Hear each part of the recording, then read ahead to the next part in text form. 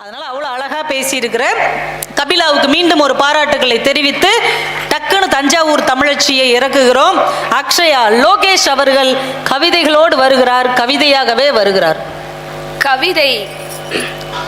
கவிதை நிலாமுற்ற விளையாட்டின் நேர்முக வர்ணனையாய் நிலவிய போது அவன்தான் அதை பாமர ஏழையின் பசி விண்ணப்பம் எழுத பயன்படுத்தினான். ஜமீன்தார்களின் வெற்றிலை எச்சில் பற்றி வெண்பாக்கள், ராஜாக்களின் ராத்திரி ராஜ்யத்திற்கான தேசிய கீதங்கள், முதலாளிகளின் முதுகு சொரியும் எழுத்தாணிகள், பிரபுக்களின் கட்டில் சத்தத்திற்கும் பாலுக்களும் குழந்தைகளின் தொட்டில் சத்தத்திற்கும் ஸ்லேடை பாடிய சிருங்கார கவிகள், இத்துணை திரைகள் தாண்டி ராஜவாசல் தாண்டி அவன்தானே கவியை தெருவுக்கு அழைத்து வந்தான். அவன் அதிசயம் செய்தான். தமிழில் உள்ள அத்துணை எழுத்துக்களையும் ஆயுத எழுத்தாய் மாற்றி அவன்தான் அதிசயம் செய்தான். பாவலர்களின் மரபு கவிதையை பாமரர்களின் புது கவிதையை ஆக்கிய பாட்டன் பாரதியின் பாதம் பட்ட இந்த மண்ணை என் கரத்தால் தொட்டு வணங்கி பெயரிலேயே கவிதையை கொண்டிருக்கும் பேசும் பூங்காற்று நடுவர் அம்மா அவர்களுக்கும், மேடையில் வீற்றிருக்கும் அறிஞர் பெருமக்களுக்கும், மேடைக்கு கீழே அமர்ந்து எங்களை உற்சாகப்படுத்தி கொண்டிருக்கும் சுவைஞர் பெருமக்களுக்கும் என் பணிவன்பான வணக்கங்கள். உண்மையிலேயே திருநெல்வேலி ரசிகர்களுடைய தரம் பார்த்தீங்களா?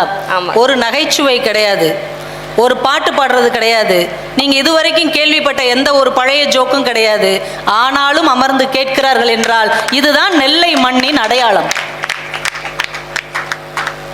நடுவர் அவர்களே, இன்றைய தலைப்பு இன்றைய இளைஞர்களை பெரிதும் ஈர்ப்பது சிறுகதைகளா புது கவிதைகளா போட்டிருக்கு. ஆமா, அம்மா வந்தாங்க, முதல்ல பேசின முதல்வர் அம்மா, என் பிள்ளைங்களுக்கு நான் கதையா சொல்லுவேன், கபிலா வந்தாங்க கதை சொல்லி இம்ப்ரெஸ் பண்ணலாம், நீங்க சொல்ற கதையெல்லாம் கேட்கறதுக்கு நீங்க என்ன தளபதி விஜயா? ஏங்க, தளபதி விஜய் சொன்னாதாங்க குட்டி ஸ்டோரி கேட்கறான். நம்ம தம்பி ஒரு கதை சொல்றா ஆரம்பிச்சா போக்கா பூமரக்கான்னு போயிட்டே இருக்கான். அஜித் சொன்னா கேட்க மாட்டீங்களா? இருந்தாலும் விஜய் அளவுக்கு கேட்க மாட்டோம்னு வச்சுக்கோங்களேன். ஆக எல்லாருக்கும் அந்த சிறுகதையின் மீது ஒரு விருப்பம் இருக்கா? அம்மா பேண்ட் இன்னைக்கு ஷார்ட்ஸ் ஆயிடுச்சு, வீடியோஸும் ஷார்ட்ஸ் ஆயிடுச்சு, எல்லாத்துலயும் அவனுக்கு ஒரு விரைவு, ஒரு எளிமை, ஒரு கம்ஃபர்டபுள் தேவைப்படுது. அப்படிப்பட்ட இந்த அவசர உலகத்தில் ஓடிக்கொண்டிருக்கிற ஒரு இளம் தலைமுறைக்கு அவன் வேகத்திற்கு ஈடு கொடுத்து ஓடி அவனுடைய உள்ளத்தில் ஒரு அரசியலை, ஒரு உணர்வை, ஒரு ஆதிக்கத்தை செலுத்த வேண்டிய, அவனுக்கு இந்த சமூகத்தை விளக்க வேண்டிய ஒரு தேவை இன்றைக்கு இருக்கிறது.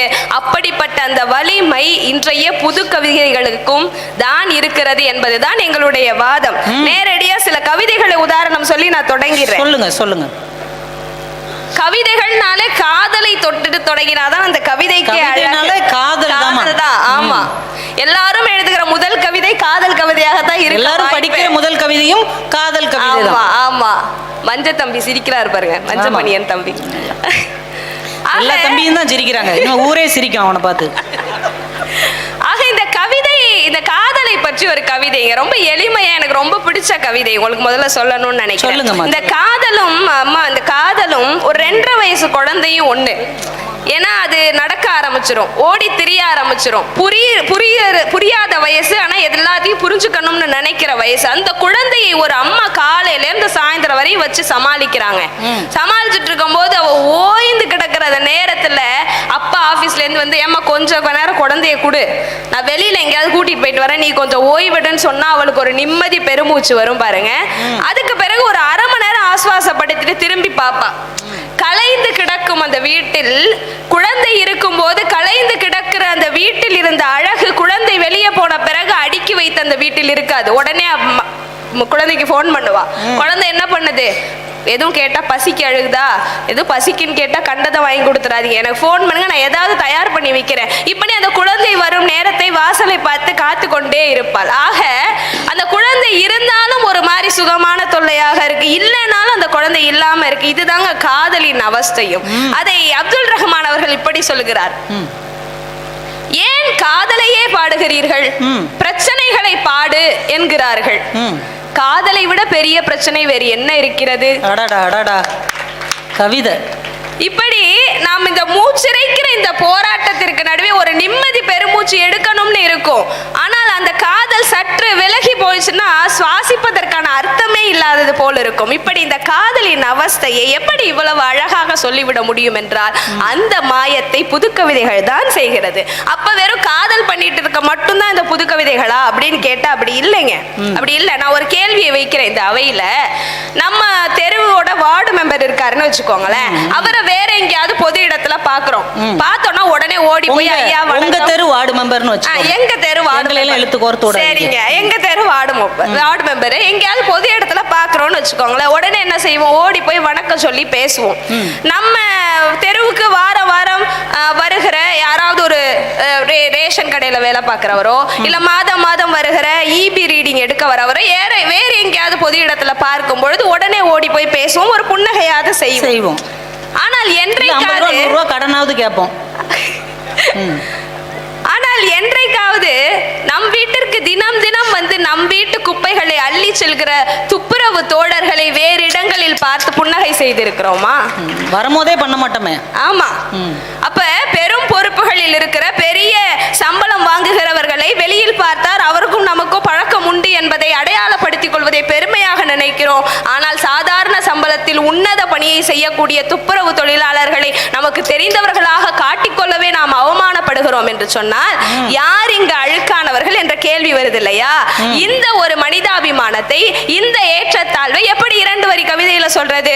கவிஞர் செங்கை தாமஸ் அவர்கள் சொல்கிறார், சாக்கடைக்குள் தொழிலாளி, சாக்கடைக்குள் தொழிலாளி, முகம் சுளிக்கிறார்கள் அழுக்கு மனிதர்கள்.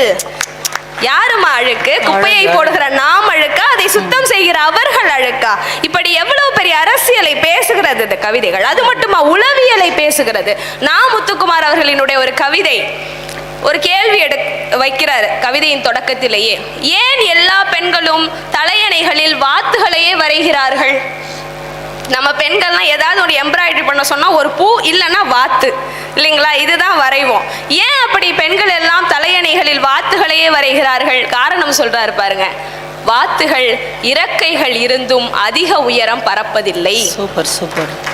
பிறந்த வீடு புகுந்த வீடு என பெண்களை போலவே தண்ணீருக்கும் தரைக்கும் அலைப்பாய்வதே அவைகளின் வாழ்க்கை. சார் எவ்வளவு பெரிய உளவியல் சார். பூ போல மென்மையானவள், அண்ணனடை அழகானவள் சொல்லி சொல்லி நம்ம புத்தி முழுக்க வெறும் பூவும் வாத்தும் தான் இருக்கு. எவ்வளவு பெரிய உளவியல் இது. நான் அப்புறம் தான் யோசிச்சு பாக்குறேன், என் பொண்ணுக்கே நான் வாத்து வரையதான் சொல்லி கொடுத்துட்டு இருக்கேன். இனிமே கஷ்டப்பட்டு கத்துக்கிட்டாவது ஃபீனிக்ஸ் பறவையை வரைய சொல்லி கொடுக்கணும் என் பொண்ணுக்கு. சிங்கம் வரைய சொல்லி கொடுப்போமா? அந்த மாதிரி இப்படிப்பட்ட உளவியலை நமக்கு போகிற போக்கில் சொல்லிவிட்டு போகிற இந்த வலிமை புது கவிதைகளுக்கு இருக்குதா இல்லையா? இன்னொரு கவிதை சுகீர்தா ராணின்னு சொல்லிட்டு ஒரு ஒடுக்கப்பட்டவர்களுக்கான அரசியலை பேசுகிற ஒரு பெண் கவிஞர். அவர்கள் எழுதுகிறாங்க, நாம் இருவரும் மேடையை விட்டு கீழிறங்குகிறோம், நாம் இருவரும் மேடையை விட்டு கீழிறங்குகிறோம், வரிசை தப்பி மக்கள் கலைகிறார்கள், நீ ஊருக்குள் போகிறாய், நான் சேரிக்குள் செல்கிறேன். இதுல இருந்து நான் புரிஞ்சுக்கிற ஒரே விஷயம் என்ன தெரியுமா? கைத்தட்டல் கொடுக்கலாம். நாம் புரிந்து கொள்ள வேண்டிய ஒரே செய்தி என்ன தெரியுமா? மேடையில் நடத்தப்படுகிற நாடகங்கள் எல்லாம் நடைமுறையில் உண்மை இல்லை என்பதை தான் நாம் புரிஞ்சுக்கணும். இதுல இருக்கிற நுணுக்கமான அரசியல் என்ன தெரியுமா? அதுல 2வது வரி எழுதியிருக்காரு பாருங்க, மேடையிலிருந்து நாம் கீழிறங்குகிறோம், வரிசை தப்பி மக்கள் கலைகிறார்கள், அதற்கு பிறகு நீ ஊருக்கு போற, நான் சேரிக்குள் போற. அப்ப இந்த பொதுமக்கள் பார்க்கக்கூடிய இடத்திலே மேடைகளில் பெரியவர்களாக வீற்றிருக்கிறவர்கள் எல்லாமும் தெரிந்தவர்களாக உத்தமர்களாக காட்சியளிப்பார்கள். ஆனால் மக்களினுடைய கவனம் திரும்பிய பிறகு, மக்களினுடைய பார்வை திரும்பிய பிறகு அவர்களுக்குள்ளே இருக்கிற உயர்ந்த சாதி என்ற கர்வம் தாழ்ந்த சாதி என்ற அடக்குமுறையும் அப்படியே தான் இருக்கிறது என்கிற அரசியலை பேசுகிற ஒரு கவிதையை இந்த புது கவிதைகள் 2-3 வரிகளில் சொல்லிவிட்டு போகுதா இல்லையா? இன்னொரு கவிதையை சொல்றேன். இப்படி வெறும் அரசியல் சமூகம் இதை மட்டும் பேசணுமா அப்படின்னா இல்லைங்க. அம்மாவை பற்றி ஒரு கவிதை. எழுத படிக்க தெரியாத ஒரு அம்மா, ஆனா புள்ள முன்னேறணும் அப்படிங்கிறதுக்காக வெளியூருக்கு வேலைக்கோ படிப்புக்கோ அனுப்பிச்சிட்டா. ஆனா அவகிட்டேந்து வர வேண்டிய கடுதாசி வரல. அம்மா நான் இப்படி சொல்லட்டுமா, உலகிலேயே மிகவும் கனமான காகிதம் என்றால் அது பெற்றோருக்கும் பிள்ளைக்கும் இடையே பரிமாறப்படுகிற கடுதாசி தான். அழகு அழகு. அப்ப அம்மா கிட்ட இருந்து வர வேண்டிய கடுதாசி இந்த மாசம் வரல, உடனே ஒரு மகன் எழுதுவதாக ஒரு கவிதை இருக்கிறது.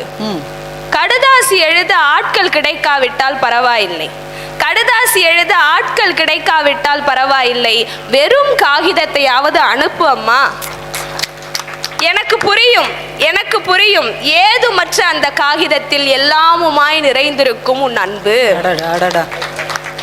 நமக்கு ஒரு கேள்வி வரும், உனக்கு தான் புரியுதுல்ல அம்மாவோட அன்பு, அவ எழுத படிக்க தெரியல, ஆனா அவ எழுதிதான் சொல்லணுங்கிற அவசியம் இல்லைல்ல, அப்புறம் ஏன் அந்த கடிதத்தை அனுப்ப சொல்ற அப்படின்னா, அந்த கடிதத்தை அவ அனுப்பும் போது அதை மடித்து வைத்து அனுப்புவாள, அப்ப வேலை பார்த்த அவ விரல்களிலிருந்து வழிந்த ஒரு வியர்வை துளி, இல்ல கதிர இருக்கும் போது பட்ட காயத்திலிருந்து வழிந்த ஒரு துளி ரத்தம், ஏதோ ஒன்று அதுல ஒட்டி இருக்கும்ல, அந்த ரத்தத்தின் வாடையோ அந்த வியர்வையின் வாசனையோ அவன் உடைந்து போய் உட்காரும் போதெல்லாம் அவனுக்கு ஒரு உத்வேகத்தை, ஒரு ஆறுதலை, ஒரு அரவணைப்பை தரும் என்றால், அப்படி இது எங்க தெரியுமா? யோசிச்சு பாருங்களேன். வேலை பளுவுக்கு நடுவே வெளிநாட்டிலோ வெளியூரிலோ வேலை பளுக்கு நடுவே பெற்றோர்களிடம் பேச மறந்த பிள்ளைகள் சும்மா போன் எடுத்து அப்படி ஸ்வைப் பண்ணும்போது, ஸ்க்ரோல் பண்ணும்போது இந்த கவிதை கண்ணில் பட்டுச்சுன்னா எல்லாரும் அம்மாவுக்கு உடனே போன் அடிச்சு போவாங்க. இன்னைக்கு கடிதாசி எழுத கடிதாசிகள் இல்லை, பெரும்பாலும் கடிதாசி எழுத தெரியாத அம்மாக்களும் இல்லை, ஆனா வீடியோ கால் பண்ண தெரியாத அம்மாக்கள் இருக்கிறாங்கல்ல, போன் வந்து அட்டன் மட்டும் தான் பண்ண தெரியும். அப்படிப்பட்ட அம்மாக்களுக்கும் இது பொருந்தும். ஆக கவிதைகளின் பொருள்களின் பரிணாமம் மாறுபடலாம், ஆனா அதனுடைய அர்த்தம் ஆழம் என்றைக்கும் ஒன்றுதான் என்று சொல்லி, இப்படி கவிதைகள் உறவை பேசுகின்றன, உணர்வை சொல்லிக் கொடுக்கின்றன, உளவியலை காட்டுகின்றன, பெண்ணியத்தை பேசுகின்றன, சாதியத்தை பேசுகின்றன, சமுதாயத்தை பேசுகின்றன, சமத்துவத்தை பேசுகின்றன. இவை எல்லாவற்றையும் மிக எளிமையாக சொல்லித் தருகின்றன என்கிற காரணத்தினால் என்றைக்கும் இளம் தலைமுறையினரை பெரிதும் ஈர்ப்பது புது கவிதைகளே என்று சொல்லி, தற்கொலை எண்ணம் வராத அளவிற்கு ஒரு சிறுகதையை சொன்னார். இந்த மண்ணினுடைய மைந்தன் வண்ணதாசன் அவர்களினுடைய கவிதையை சொல்லி நான் முடிக்கிறேன். இருந்து என்ன செய்ய போகிறோம்? செத்து தொலையலாம். இருந்து என்ன செய்ய போகிறோம்? செத்து தொலையலாம். செத்து என்ன செய்ய போகிறோம்? இருந்தே தொலையலாம் என்று சொல்லி வாய்ப்பளித்தவர்களுக்கும் வாய்மொழி கேட்டவர்களுக்கும் நன்றி கூறி விடைபெறுகிறேன். நன்றி, வணக்கம். வாங்க இருந்து தொலைவோம். ரொம்ப ஒரு மாறுபட்ட பார்வை, ஒரு மாறுபட்ட சிந்தனை, ஒரு தெள்ள தெளிவான உச்சரிப்போடு அவர்கள் பேசிய பேச்சு மிக அருமையான பேச்சு. இன்றைக்கி தான் நான் அக்ஷயா லோகேஷ் அவர்களை நான் நேரில் பார்க்குறேன். இதுக்கு முன்னாடி அவங்கள நிறைய தொலைக்காட்சியில் பார்த்துருக்குறேன். கபிலா தான் அவங்கள அறிமுகப்படுத்தினாங்க. உண்மையிலே ரொம்ப அழகாக புது கவிதையை நான் எடுத்துக்கிறேம்மா, நிறைய சொல்லாத கவிதைகளை எல்லாம் நான் நிச்சயம் பதிவு செய்வேன் என்கிட்ட சொன்னாங்க. அதை அப்படியே நிறைவேற்றி இருக்கிற அக்ஷயா அவர்களுக்கு ஒரு பெரிய பாராட்டுக்கள். இந்த பட்டிமன்ற உலகிலும் இலக்கிய உலகிலும் உங்களுக்கு ஒரு மிக சிறப்பான இடம் நிச்சயமாக அமையும். நெல்லை காந்திமதியும் நெல்லையப்பரும் உங்களுக்கு அதற்கு அருள் செய்வார்கள் என்று வாழ்த்தி, ரொம்ப அம்மா பற்றி ஒரு கவிதை சொன்னாங்க இல்லையா, வாழ்க்கையில் அம்மா பற்றி அப்பா பற்றி இந்த உறவுகள் பற்றி கவிதை சொல்லும் போதே நமக்கு கண் கலங்கிரும். ஒரு சிறுகதையை அப்படியே மெதுவாக நகர்த்தி நகர்த்தி நகர்த்தி கொண்டு போய் அந்த சென்டிமெண்ட்டுக்கு நம்ம கிளைமேக்ஸ் கொண்டு வரணும். ஆனால் கவிதை எடுத்த உடனே கிளைமேக்ஸ் வந்துடும். எனக்கு தெரிஞ்ச ஒரு கவிதை இருக்குது. இப்போ உள்ள அம்மா வீடியோ காலில் பிள்ளை அழைக்குது, அவங்க அட்டன் பண்ணிட்டாங்க, அதை பேசணுமா என்னன்னு தெரியல, குழந்தையுடைய முகம், அந்த மகளுடைய முகம் தெரியுது. வீடியோ காலில் அழைத்து விட்டு எதுவுமே பேசாமல் என்னையே பார்த்து கொண்டிருக்கும் அம்மாவின் கண்களில் ஒளிர்வதுதான் பிரியத்தின் பேரொளி. எவ்வளோ அழகாக இன்றைய உணர்வுகளை பதிவு செய்வதற்கு இந்த கவிதை பெரிய விஷயமா இருக்கு. எல்லாத்தையுமே பதிவு செய்கிறாங்க. இந்த சாதியம் பற்றி சுகிர்தராணியுடைய கவிதையை கேட்கும் போதே நமக்கு எவ்வளவு வலி வருகிறது. இதே மண்ணில் பிறந்த பாரதி தான் 100 வருஷத்துக்கு முன்னாடியே எழுதுனான். அதுவும் பாப்பாவுக்கு தான் எழுதுனான். சாதிகள் இல்லையடி பாப்பா, குல தாழ்ச்சி உயர்ச்சி சொல்லல் பாவம்னா. குல தாழ்ச்சி சொல்லல் பாவம்னா அவன் சாதா கவிஞன். ஒருத்தரை பார்த்து நீ தாழ்ந்தவன் சொன்னா பாவம், நான் உயர்ந்தவன் சொன்னாலும் பாவம் தாண்டா அப்படின்னு சொன்ன ஒரு கவிஞன் பிறந்த மண்ணில் பேசி கொண்டிருக்கிறோம். ஆனாலும் ஜாதியம் இன்னும் அழியவில்லைங்கிறது எவ்வளோ பெரிய வேதனை. இது மாதிரி எத்தனை கவிதைகள் வந்து வந்து வந்து வந்து அடித்தாலும் இந்த ஜாதி உயர்ந்து கொண்டே போகிறது. இதை கவிதையை வச்சு தான் அழிக்க முடியும் இல்லையா? அந்த எளிய மனிதர்களுடைய வேதனையை எவ்வளோ அழகாக சொன்னாங்க. நாகப்பட்டினம் பிரபுன்னு ஒருத்தர் தான் எழுதினார். 2 கைகளாலும் மலம் அள்ளுபவனுக்கு எந்த கை பீச்சாங்கை அப்படின்னு எழுதினார். எவ்வளவு பெரிய வேதனைங்க. இந்த கவிதையை தாண்டி நீங்கள் வாழ்க்கையில் வரவே முடியாது. எந்த துப்புரவு பணியாளரை, இந்த சாக்கடை அள்ளுகிற தொழிலாளரை பார்த்தாலும் இந்த கவிதை நம்ம நெஞ்சில் சப்பு சப்புன்னு அடிக்கிற மாதிரி இருக்கும்.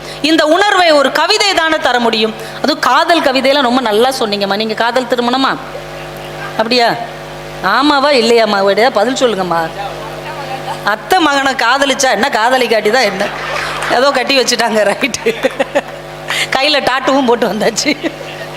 மேலே காதல்ங்கிற மெல்லிய உணர்வு தாங்க முத கவிதையை நமக்கு அறிமுகப்படுத்தவே செய்யும். நாங்கள்லாம் 25 வருஷம் முன்னாடி கல்லூரி படித்தவங்க. என் கூட மலர் அப்படின்னு ஒரு பொண்ணு படிச்சிச்சு. யாருக்காவது காதல் வந்துட்டா கவிதை வந்துடும் பார்த்துருக்குறீங்களா? 1001ஆம் புலவர்னு அவ எழுதுனா. இப்போ 1000மும் புலவர் தான். காதல் வந்துட்டு அந்த பிள்ளையை பார்த்துட்டு ஒருத்தர் எழுதுனான், நீதானே மலர் நான் ஏன் வாடுகிறேன். அவனுக்கு அது வரைக்கும் கவிதைன்னா என்னன்னே தெரியாது. ஆனால் அந்த பிள்ளையை பிடிச்ச உடனே படக்குன்னு இப்படி ஒரு கவிதை வருது. மகா அப்படின்னு ஒரு பொண்ணு, எங்கள் அண்ணனுடைய ஃப்ரெண்டு அந்த பொண்ணை விரும்புகிறார். அவர் உட்காந்து எழுதுறாரு, மல்லிகை நீ வாடினால் காயம் என் மனதில் மா கா, அதை மட்டும் பெருசாக எழுதி வச்சிட்டாரு. இது அந்த பிள்ளைகிட்ட கொடுத்து 4 செருப்படி வாங்கி அப்புறம் 10 நாள் தாடியெல்லாம் வச்சு திரிஞ்சார். இப்போ காதல் அந்த இளமை பருவத்தின் துள்ளலுக்கே உரிய ஒரு அழகான அடையாளம். கவிக்கோ மாதிரிலாம் காதலை ஹேண்டில் பண்ணவே முடியாது. மின்மினிகளால் ஒரு கடிதம்னு ஒரு புக்கு இருக்குங்க. எல்லாமே கசல் கவிதை தான், ஹைக்கு கூட கிடையாது. அப்பா தீயா இருக்கும். அது ஒரு அழகான கவிதை இருக்குமே, நான் நத்தை நீ என் கூடு, நான் நத்தை நீ என் கூடு, இவ்வளவுதான் கவிதை. கசல் கவிதை எல்லாமே 2 வரி தான் இருக்கும். ஆனால் நம்ம மனசுக்குள்ள அப்படியே படக்குன்னு ஒரு 1000 வாட்ஸ் பல்பு எரிஞ்ச மாதிரி அப்படியே பளிச்சுன்னு ஆகும். இன்னொரு கவிதை எழுதுவார், வா கண்களை போல சேர்ந்து அழுவோம். இதை விட அழகான காதல் கவிதை எங்கெங்க இருக்கு? நம்ம காதல்னா என்னமோ ஒன்று சேர்ந்து சுத்துறது, சிரிக்கிறது, கிஃப்ட் பண்ணுறது, செல்ஃபி எடுக்கிறது, அது கிடையாது. காதல்னா துன்பத்திலும் கூட நிற்க வேண்டும் என்கின்ற ஒரு மிகப்பெரிய விஷயத்தை எவ்வளோ நாசுக்கா சொன்னார். வா கண்களை போல் சேர்ந்து அழுவோம். ஒரு கண்ணு தனியாக அழாதுல்ல, 2 கண்ணு சேர்ந்தாதான் அழும். அப்போ துன்பம்னு வந்தா அது உனக்கு மட்டுமல்ல, அது எனக்கும் தான் அன்பே என்று சொல்லாமல் சொல்லுகிற ஒரு கவிக்கோவின் கவிதை. இந்த பசங்கள்லாம் படிக்கணும்ப்பா, மின்மினிகளால் ஒரு கடிதம். அந்த புத்தகமே அவ்வளோ அழகாக இருக்கும். அதெல்லாம் வாங்கி படிங்க. அப்படியே அதுக்குள்ளே நம்ம உட்காந்துருக்கலாம். என் இதயத்தை உடைத்து விட்டாய், இனி எங்கே வசிப்பாய், அதெல்லாம் தான் வருது. இப்படி ஒரு கவிதை. அடி பாவி, இதயத்தை உடைச்சிட்டே நீ எங்க, அதுக்கு தானே நீ வசிச்சுக்கிட்டு இருந்த. தபு சங்கர்னு ஒருத்தர்லாம் கிளம்பி வந்தார். நாங்கள் கல்லூரி முடித்த பருவத்தில் அவர் பாட்டுக்கு கவிதையா அடிச்சு விட்டாரு. எதை கேட்டாலும் வெக்கத்தை தருகிறாயே, வெக்கத்தை கேட்டால் எதை தருவாய். இந்த மாதிரி நிறைய கவிதை. அந்த பூ உன்னை பார்த்து என்னிடம் கேட்கிறது, அந்த பூ உன்னை பார்த்து என்னிடம் கேட்கிறது, இந்த பூ ஏன் நகர்ந்து கொண்டே இருக்கிறது. இது மாதிரி நிறைய குட்டி குட்டி கவிதை. ஒவ்வொரு நாளும் ஒரு கவிதை நம்மளை அப்படியே புதுசாக வச்சுருக்கோம். காலையில் எந்திரிச்ச உடனே ஒரு கவிதை படிங்களேன், அன்னைக்கு மனசு அப்படியே ரெக்க கட்டி முளைக்கிற மாதிரி இருக்கும். இன்னைக்கு அப்படி தான் அக்ஷயா நம்ம எல்லாருக்கும் 2 பக்கமும் ஒரு ரெக்கையை கட்டி விட்டு நீங்கள் பாட்டுக்கு பறங்க மக்கா அப்படின்ட்டாங்க. இந்த குழந்தையை பற்றி சொன்னாங்கல்ல, அதுக்கு பற்றி ஒரு கவிதை இருந்தது. குழந்தையை தூக்கினால் கை வலிக்கிறது, இறக்கி விட்டால் மனசு வலிக்கிறது. தூக்கிக்கிட்டே இருந்தால் கை வலிக்கும், இறக்கி விட்டோன்னே ஐயோ இறக்கி விட்டோமேன்னு மனசு வலிக்கும்ல. எல்லா உணர்வுகளையும் அப்படி போகிற போக்கில் ஒரு மேகம் போல சொல்லுகிற ஒரு வசீகரம் கவிதைகளுக்குத்தான் உண்டு என்று சொன்ன அவர்களை வாழ்த்தி இப்போ இந்த பட்டிமன்றம் அப்படியே ஆண்கள் பக்கம் திரும்புகிறது. நான் 4 பேரும் ரொம்ப அழகாக பேசினாங்க பார்த்தீங்களா. எல்லாருடைய பேச்சிலும் ஒரு பெண்ணியம் சார்ந்த ஒரு நல்ல சிந்தனை இருந்தது. அதற்காகவே இந்த 4 பேருக்கும் ஒரு மிகப்பெரிய கைத்தட்டல். உங்கள் ஜெயமேரி அவர்கள் எவ்வளோ பெரிய பணக்காரனாக இருந்தாலும் மனைவி என்ன செய்தாலும் அதை ஏற்றுக்கொள்ளுகிற பக்குவம் இருக்க வேண்டும் என்று அமிர்தம்னு ஒரு கதையை சொன்னாங்க. அவங்க அந்த மூளையில் இருக்கிற சமையலறை தான் உங்கள் இதயத்தின் மூளையில் இருக்கிறதுன்னு அவங்க ஒரு அழகான விஷயத்தை வச்சாங்க. இவங்க ராஜேஸ்வரி அவர்கள் வீடு கட்டினா என்னெல்லாம் லோல் போடுவோம் அப்படின்றத அவங்க ரொம்ப அழகாக சொன்னாங்க. அவங்க சுகீர்தராணியுடைய கவிதையை பதிவு செய்தார்கள். 4 பெண்களும் 4 திசையிலும் இன்றைக்கு தங்களுடைய கரங்களை மிக நீளமாக விரித்திருக்கிறார்கள். இன்னும் பல மேடைகள் உங்களுக்கு வசப்பட வேண்டும் என்று நெல்லை மக்கள் நல்ல உற்சாகமான கைத்தட்டலோட பாராட்டணும். ஏன்னா பாரதி பிறந்த மண் இல்லையா, பெண்களை நம்ம ஒருபடி உயர்த்த வேண்டும். இப்போ ராஜ்குமார் சார் பாவமாக வர்றாரு. அவர் என்ன கதை சொல்ல போகிறாரோ அதையும் கேட்போம். சொல்லுங்க சார், நல்ல கதையாக சொல்லுங்க, நம்புற மாதிரி சொல்லுங்க. பிறகு எல்லாரும் கதை விடுறாருன்றவாங்க, வாத்தியார் கதை விட்டு போனார் அப்படி. அன்பும் அறிவும் வாய்ந்த மிகப்பெரிய கவிஞராகவும் இருக்கிற பட்டிமன்ற நடுவர் பெருந்தகை அவர்கள். ஆமா, அடுத்த வருஷம் கூப்பிடக்கூடாது. அவங்க தான் சொன்னாங்க. பட்டிமன்ற அறிஞர் பெருமக்களே, புத்தக திருவிழாவை மிகச்சிறப்பாக நடத்தி மகிழ்ந்து கொண்டிருக்கின்ற மாவட்ட நிர்வாகத்தை சார்ந்த அதிகாரிகளே, எங்கள் இனிய எழுத்தாளர் நாரம்பூநாதன் ஐயா அவர்களே, எல்லையற்ற அறிவு தாகத்தோடு புத்தக திருவிழாவை கலந்து கொண்டு அறிவை பெற்று செல்வதற்காக இங்கே அமர்ந்திருக்கின்ற என் இனிய நெல்லைவாழ் தமிழ் சொந்தங்களே, உங்கள் அனைவருக்கும் அன்பின் வணக்கம். கொஞ்சம் நல்லாவே கைத்தட்டலாம். தட்டலாம்.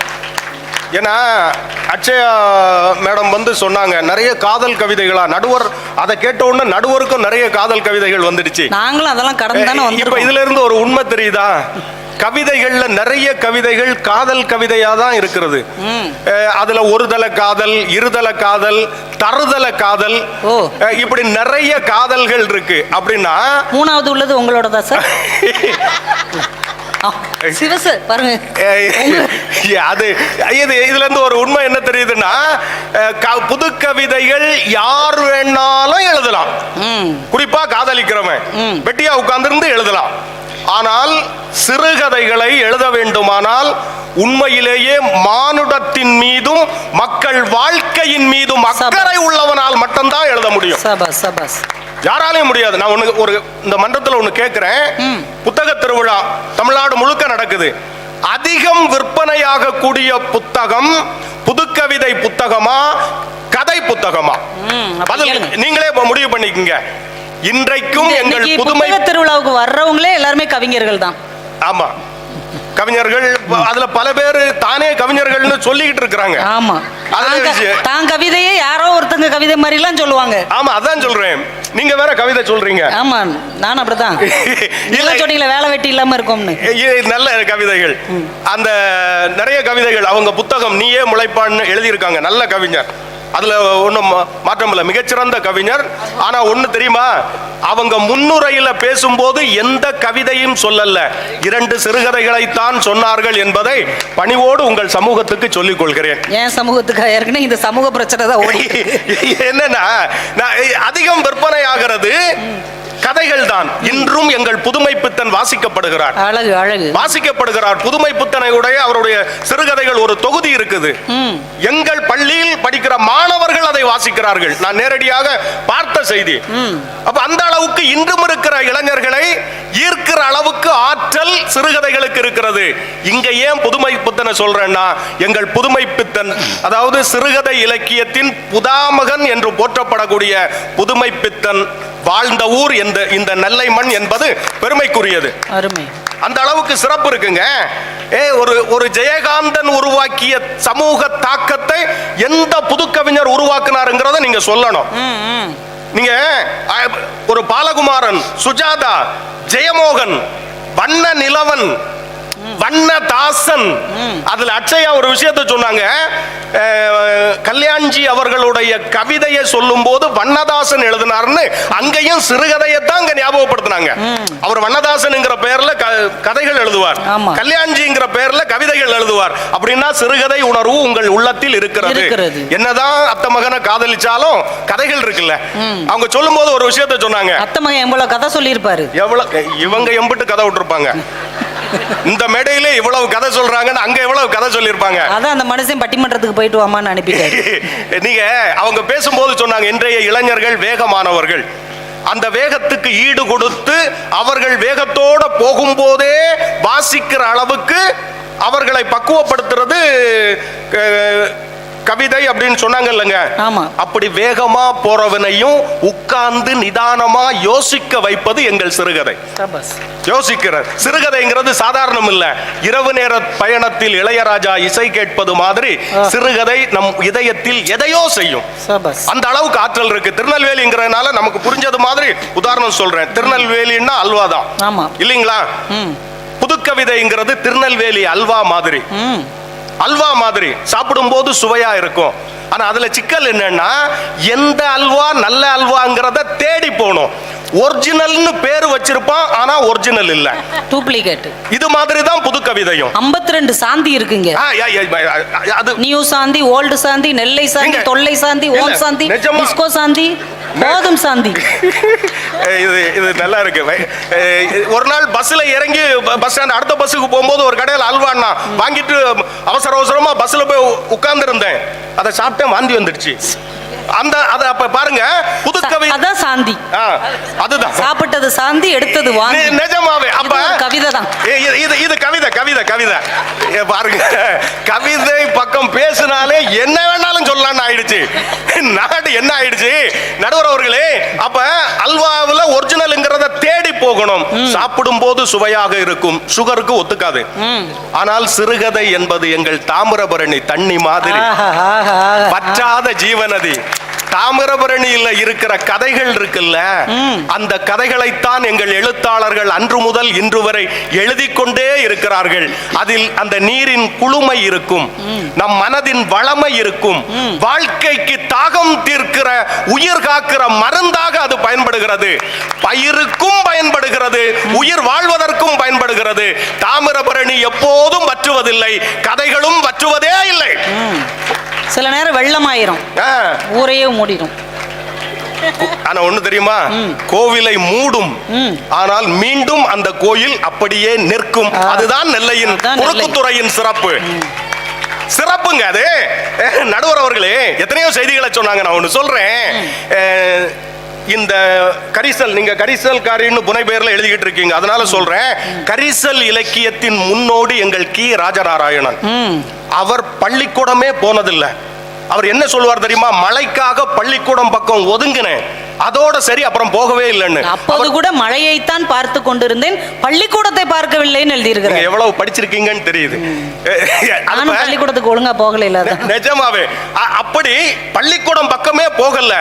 ஆனால் புதுச்சேரியின் பல்கலைக்கழகத்தில் பேராசிரியராக அவரை உயர்த்தியது சிறுகதைகள். எத்தனை கதைகள் மண்ணின் மக்களின் மனதை எல்லாம் அவர் உருக்குவார். ஒரு கதை சொல்றேன். பூவை அப்படின்னு ஒரு சிறுகதை எழுதியிருக்கார். பூவைன்னு நீங்க பண்ணையாரு அந்த இதெல்லாம் சொன்னீங்கல்ல, அது மாதிரி ஒரு வாழ்க்கை தான். ஒரு சின்ன கிராமம், கிராமத்துல ஒரு பெரிய வசதியான பண்ணையார் வீடு. அந்த வீட்டுல ஒரு பேரக்கான்னு ஒரு சின்ன குழந்தை அநாத பிள்ளை வீட்டுக்கு வருது. எரும மாடு மாய்க்கிறது தான் வேலை. அந்த எரும மாட்டு சாணி ஆள்றது, பால் கறக்கிறது. அந்த வீட்டுல ஒரு பாட்டி இருக்கு. பாட்டி சொல்ற வேலைகளை எல்லாம் செய்யறது. அதிகாலையில எந்திரிச்சு வாசல் தெளிச்சு கோலம் போடுறது, எல்லா வேலையும் அந்த பிள்ளை தான் செய்யும். ராத்திரி பாட்டி தூங்குற பிறகுதான் அந்த பிள்ளை தூங்கும். கோழி கூவுவதுக்கு முன்னாடி அந்த பிள்ளை எந்திரிச்சிடும். இப்படியே தான் இருக்கு. பிள்ளை வளர வளர முடிய மொட்டை அடிச்சிட்டாங்க. இன்னும் கொஞ்சம் வளர வளர என்ன பண்ணாங்க, கொஞ்சம் பஃப் கட்டிங் வைக்கிறதுக்கு அனுமதிச்சாங்க. அவ்வளவுதான் அந்த வீட்டுல நிலைமை. முழுக்க மாடுகளோடயே வாழ்ந்துகிட்டு இருந்தது. அந்த பிள்ளை வயசுக்கு வந்துச்சு, பெரிய பிள்ளையாச்சு.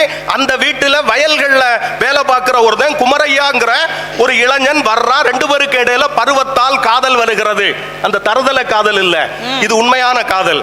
பருவத்தால காதல் வருது. இத பாட்டி கண்டுபிடிச்சிருச்சு. நம்ம வீட்டுல இருக்க பாட்டி இருக்குல்ல, சிசிடிவி கேமராவை விட பவர் ஜாஸ்தி. பாட்டி கண்டுபிடிச்சு பாட்டி மகன்கிட்ட சொல்லிச்சு. ஆனா பண்ணையார் ஒரு கணக்கு போட்டார். என்னன்னா, ரெண்டு பேருக்கும் கல்யாணம் பண்ணி வச்சா சம்பளம் இல்லாம ரெண்டு வேலைக்காரங்க நம்ம வீட்டுக்கு கிடைச்சிருவாங்க அப்படின்னு நினைச்சு. ஆனா ஊர்ல என்ன ஆயிடுச்சு, அநாத பிள்ளைக்கு கல்யாணம் பண்ணி வச்சுட்டாங்கிற பெரிய மனுஷ பேரையும் எடுத்துக்கலாம். ஒரு கல்ல ரெண்டு மாங்காங்கிற மாதிரி எல்லாத்தையுமே கல்யாணத்துக்கு ஏற்பாடு பண்ணிட்டாங்க. ஊர் மக்கள் எல்லாம் திரண்டிருக்காங்க. காலையில மணமேடையில மாப்பிள்ளை உட்கார்ந்து இருக்கிறான். அந்த பொண்ணுக்கு அலங்காரம் பண்ணிக்குவாங்க, குளிக்க வச்சு நல்ல சேலையெல்லாம் கட்டி அலங்காரம் பண்ணிட்டு இருக்காங்க. பெண்கள் எல்லாம் சுத்தி இருக்கிறாங்க. எல்லா பெண்களும் வந்தாங்க. அலங்காரம் பண்ணிட்டு இருக்கும் போது திடீர்னு அந்த பொண்ணு மயக்கம் போட்டு விழுந்துருச்சு. மயக்கம் போட்டு விழுந்துருச்சு. அத்தனை பேரும் பதறாங்க. அத்தனை பேரும் பதறும் போது என்ன ஆச்சுன்னே தெரியல. என்ன ஆச்சு, நல்லா தானே இருந்தா, என்ன ஆயிடுச்சுன்னு பதறிக்கிட்டே இருக்கும் போது எல்லாரும் அக்கறையோட பார்த்துக்கிட்டு இருக்காங்க. வீட்டுக்குள்ள இருந்து அந்த பாட்டி வந்து சிரிச்சுக்கிட்டே சொல்லிச்சான், கழுத ஒரு நாளாவது அவ தலையில பூ வச்சிருந்தா தானே, தலையில பூ வச்ச உடனே அந்த பூ வாசம் தாங்காம கழுத மயக்கம் போட்டு விழுந்துச்சுன்னு அந்த கதையை முடிக்கிறார். முடிச்சுக்கிட்டு இதை கேட்ட உடனே பார்க்கிற அத்தனை பேரும் சிரித்தார்கள். என்னால் சிரிக்க முடியவில்லை என்று அந்த கதையை முடிக்கிறார் எங்கள் கி ராஜநாராயணன். நிலைமை இருக்க வயசு புள்ள அது வரைக்கும் பூவையே பார்க்காம அந்த கதைக்கு பூவைன்னு பேரு. மனச உலுக்கல்ல. இது நம்ம கண் முன்னால் நடக்கிற காட்சி தானங்க. ரத்தமும் சபதையுமாக நம்மளோடு வாழ்ந்து கொண்டிருக்கிற மக்களின் வாழ்க்கையை சொல்லுவது சிறுகதை. நீங்க என்னென்னமோ சொல்லிட்டு இருக்கிறீங்க. இந்த மண்ணுக்கு வந்துட்டு திரும்ப திரும்ப கல்யாண்ஜி கவிதைகளை எல்லாம் எனக்கு நான் வெளிப்படையாவே சொல்றேன், எனக்கு கல்யாண்ஜி என்கிற கவிஞருடைய கவிதைகள் பிடிக்கும். நான் ரசிகன், அவர் கவிதைகளை தினமும் படிக்கிறேன். ஆனால் வண்ணதாசன் என்கிற சிறுகதை எழுத்தாளரை மிக மிக மிக அதிகமாக பிடிக்கும். அவர் எழுதியிருக்கிற மக்கள் வாழ்க்கையின் கதை இருக்குல்ல, சுடலைமாடம் கோயில் தெருவா இருந்தாலும் சரி, அந்த வீட்டுக்கு முன்னாடி போகும்போது வேப்பம்பூ அப்படியே கிடக்கிறது மாதிரி சொல்லுவாரு, மல்லிகைப்பூ இருக்கிறது மாதிரி, நாகலிங்கப்பூ இருக்கிறது மாதிரி, மனிதர்கள் வரும்போது மனிதர்கள் உடல்ல இருந்து என்ன வாசனை வருதுங்கிறது வரைக்கும் எழுத தெரிந்த நுட்பமான ஒரு மிகச்சிறந்த எழுத்தாளர் எங்கள் வண்ணதாசன். ஒரே ஒரு கதை சொல்றேன். இப்ப நம்ம என்னன்னா, ஒரு மனிதர்களை பார்க்கும்போது ஒரு கோணத்துல பார்ப்போம். ஒரு நாள் ஒரு தப்பு பண்ணியிருப்பான், ஒரு நாள் ஒரு திருட்டு கேஸ்ல போயிட்டு ஜெயிலுக்கு போயிட்டு ஒருத்தன் வந்துட்டான்னு வச்சுக்கோங்க, ஊரே சமூகமே அவனை திருடறா தான் பார்ப்பாங்க. அந்த ஊர்ல எந்த திருட்டு நடந்தாலும் அவனை தான் முதல்ல வந்து புடிச்சிட்டு போவாங்க. இதானங்க இப்ப ஏதோ சந்தர்ப்பத்தால தப்பு பண்ணிட்டான். ஒரு முறை தப்பு பண்றவன் எப்பவும் தப்பு பண்ணிட்டா இருப்பான். இத மனசுல வச்சுக்கிட்டு நான் சொல்ற கதையை பாருங்க. ஒரு அப்பா மகள் ரோட்டு ஓரமா இருக்கிற ஒரு பழக்கடை, திருநெல்வேலியில பழக்கடையில பழம் வாங்குறதுக்காக வர்றாங்க. அவ ஃப்ரெண்டுக்கு வீட்டுக்கு போறதுக்காக என்ன பழம் வாங்கலாம்னு மகா அப்படியே ஆராய்ச்சி பண்ணிட்டு இருக்கா. எல்லா பழத்தையும் தூக்கி தூக்கி பார்த்துக்கிட்டே இருக்கிறா. அப்பா என்ன பண்றாரு, மாதுளம் பழம் நல்லா இருக்கும்னு மாதுளம் வாங்குறதுக்கு மாதுளை எடுக்கும் போது பக்கத்துல ஒரு மனுஷன் இருக்கிறார், தாடி வச்ச இதுல இருக்கிறார். இவர் மாம்பழம் இது மாதுளம்பழம் வாங்குறத பார்த்த உடனே அவர் பக்கத்துல வந்து அந்த மாதுளம் பழத்தை எடுத்து நல்லா உரசி பார்த்து ஒரு தட்டு, சார் இது நல்ல பழம் சார் அப்படின்னு கையில கொடுக்கிறார். என்ன ஒரு பழத்தை எடுத்து, சார் இது நல்ல பழம்னு. இவரை திரும்பி பார்க்கிறார். அவர் யாருன்னே அவருக்கு தெரியாது அப்பாவுக்கு. திரும்பி பார்க்கிறாரு, கையில கொய்யாப்பழம் வாங்கி வச்சிருக்கார். இவருக்கு நல்ல பழத்தை, ஆனா அவர் வாங்கி எடுத்து தர்ற பழம் எல்லாம் நல்ல பழமாவும் இருக்கு. இதை பார்த்த உடனே தூரத்துல பழக்கடையை நோட்டம் விட்டுக்கிட்டு இருந்த மகா நேரம் வந்து அப்பா முதுகுல ஒரு தட்டு தட்டுறா. எப்பா கொஞ்சம் இங்க வாப்பான்ட்டு நைஸா அப்பாவை கூட்டிட்டு போறா. சாவி தொலைஞ்சது மாதிரி பைக்கு பக்கத்துல கூட்டிட்டு போயிட்டு, எப்பா அந்த ஆளை நல்லா பாருங்கப்பா, நல்லா பாருங்கப்பா, அவர் முகத்தை பாருங்கப்பா. யாருமா? அவர் தான்ப்பா உனக்கு இது மாதுளம்பழம் எடுத்து வந்தார்ல, அவரை நல்லா பார்ப்பா. பார்த்தார். பார்த்துட்டு என்னம்மா சொல்ற? நான் அன்னைக்கு என் காலேஜுக்கு போகும்போது எங்க டவுன் பஸ்ல எங்க காலேஜில் படிக்கிற ஒரு பொண்ணு கழுத்துல இருந்த செயினை திருடுறதுக்கு முயற்சி பண்ணான்ட்டு எல்லாரும் சேர்ந்து பிடிச்சி வச்சு அடிச்சு சட்டை எல்லாம் கிழிஞ்சி ரத்தம் வழிஞ்சுதுமா, அவன்கிட்ட நீ பேசிக்கிட்டு இருக்கான்னு. அப்ப அவர் எழுதுறார், அப்பா எழுதுறார், நான் அவன் முகத்தையே பார்த்துக்கிட்டு இருந்தேன். என் மக சொல்றது மாதிரி ரத்தம் வழிகிற முகம் எனக்கு தெரியவே இல்லை. என் பக்கத்துல இருந்து மாதுளம்பழம் செலக்ட் பண்ணி தர்ற ஒரு மனுஷனாதான் நான் பார்க்கிறேன் அப்படின்னு சொல்லிட்டு, இருக்கட்டுமா அண்ணா அப்பா சொல்ற, இருக்கட்டுமா எப்பா அவன் திருட்டு இதுல எப்பா இருக்கட்டும்பா, அவர் கொய்யாப்பழம் வாங்க வந்திருக்கார், நாம மாதுளம்பழம் வாங்க வந்திருக்கார், அவ்வளவுதான் அப்படின்னு சொல்லிட்டு அப்பா சொல்றார். சிரிச்சுக்கிட்டே அவர் பக்கத்துல போய், சார் நீங்க எடுத்து தந்த பழம் நல்லா இருக்கு, இன்னும் 2 பழத்தை அது மாதிரி எடுத்து தாங்க சார்னு அவர்கிட்ட சிரிச்சுக்கிட்டே போனேன். அவரும் சிரித்தார். இன்னும் கதை முடியுது. இந்த கதைக்கு என்ன பேர் தெரியுமா? கனியான பின்னும் நுனியில் பூ என்று எழுதியிருக்கிறார். நீங்க நுட்பமான மனிதர்களை மனிதர்களாக நேசிக்கிற பண்பு நமக்கு வரணும்னு அவர் எழுதுறாருன்னா எத்தனை கதைகள் இருக்கு. மண்ணின் மனத்தையும் மண்ணின் வாழ்க்கையையும் சொல்லக்கூடிய அத்தனை கதைகளும் இருக்கு. ஒரே ஒரு கதையோட நிறைவு பண்றேன். என்னன்னா, வாழ்க்கையில நாம வந்து மனிதம்னு சொல்றாங்கல்ல, அந்த மனிதம் எப்படி இருக்கும்? மனுஷங்களை நேசிக்கிறது கவிதையும் சொல்லி இருக்கு. ஆனா கதை என்ன சொல்லுது? நம்ம வாழ்க்கையில நாம பார்க்கிற மனிதர்கள் தான் அவங்க வாழ்க்கையில எப்படி நடந்துக்கிறாங்கங்கிற நுட்பமான விஷயங்களை நமக்கு கடத்துறாங்க. ராஜபாளையத்துல கண்மணி ராசான்னு ஒரு கவிஞர் அவர். ஆனா கவிதை எழுதி பார்த்தார். அடுத்தது நேர சிறுகதைகளுக்குள்ளால வந்தார். இப்போ ஒரு சிறுகதை தொகுதி எழுதி போட்டிருக்கார். அந்த சிறுகதை தொகுதிக்கு கூத்துன்னு பேரு. ஒண்ணு நான் சொல்றேன் கேளுங்க. இப்ப சிறுகதை எழுத்தாளர்கள் அந்த காலத்துல இருந்தவங்களா இருந்தாலும் சரி, பாலகுமாரன்ல இருந்து ஜெயமோகன்ல இருந்து ஜெயகாந்தன்ல இருந்து எல்லாரும் ஆரம்ப காலத்தில் கவிஞர்களாக இருந்தவர்கள் தான். கவிதை மக்களிடம் சரியாக சென்று சேராததால் சிறுகதைக்குள் வந்தவர்கள். அப்படி வந்தவர் தான் கண்மணி ராசாங்கிற அற்புதமான ஒரு கவிஞர், இப்ப எழுத்தாளர். அருமையான ஒரு சின்ன ஒரு கதை தான். தங்கான்னு பேர், அந்த கதைக்கு பேரு தங்கான்னு பேரு. Rajapalayam bus stand. ராஜபாளையம் ஒரு பஸ் ஸ்டாண்டுன்னா எப்படி இருக்கும்? எல்லாம் பொருட்கள் விற்கிற ஆட்கள்லாம் இருப்பாங்கல்ல, அந்த பஸ் ஸ்டாண்டுக்கு ஒரு மனநிலை சரியில்லாத ஒரு பொண்ணு வந்து சேர்றா. வயசு பொண்ணு, 25 வயசு வந்து சேர்றான்.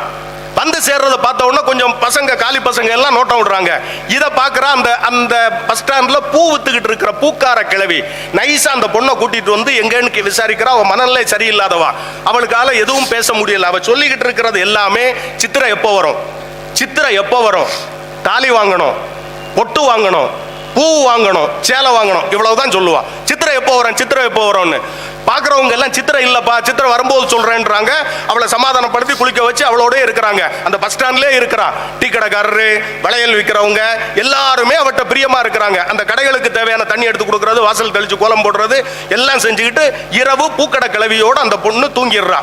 10 வருஷம் போகுது. அவங்க என்ன நினைக்கிறாங்க, எப்போவாது எந்த ஊர் யார் பத்த பிள்ளைன்னு தெரியாது, பெற்றோர்கள் தேடி வரும்போது அவங்க கிட்ட ஒப்படைக்கணும்னு மனநிலையோட வளர்த்துக்கிட்டு இருக்கிறாங்க.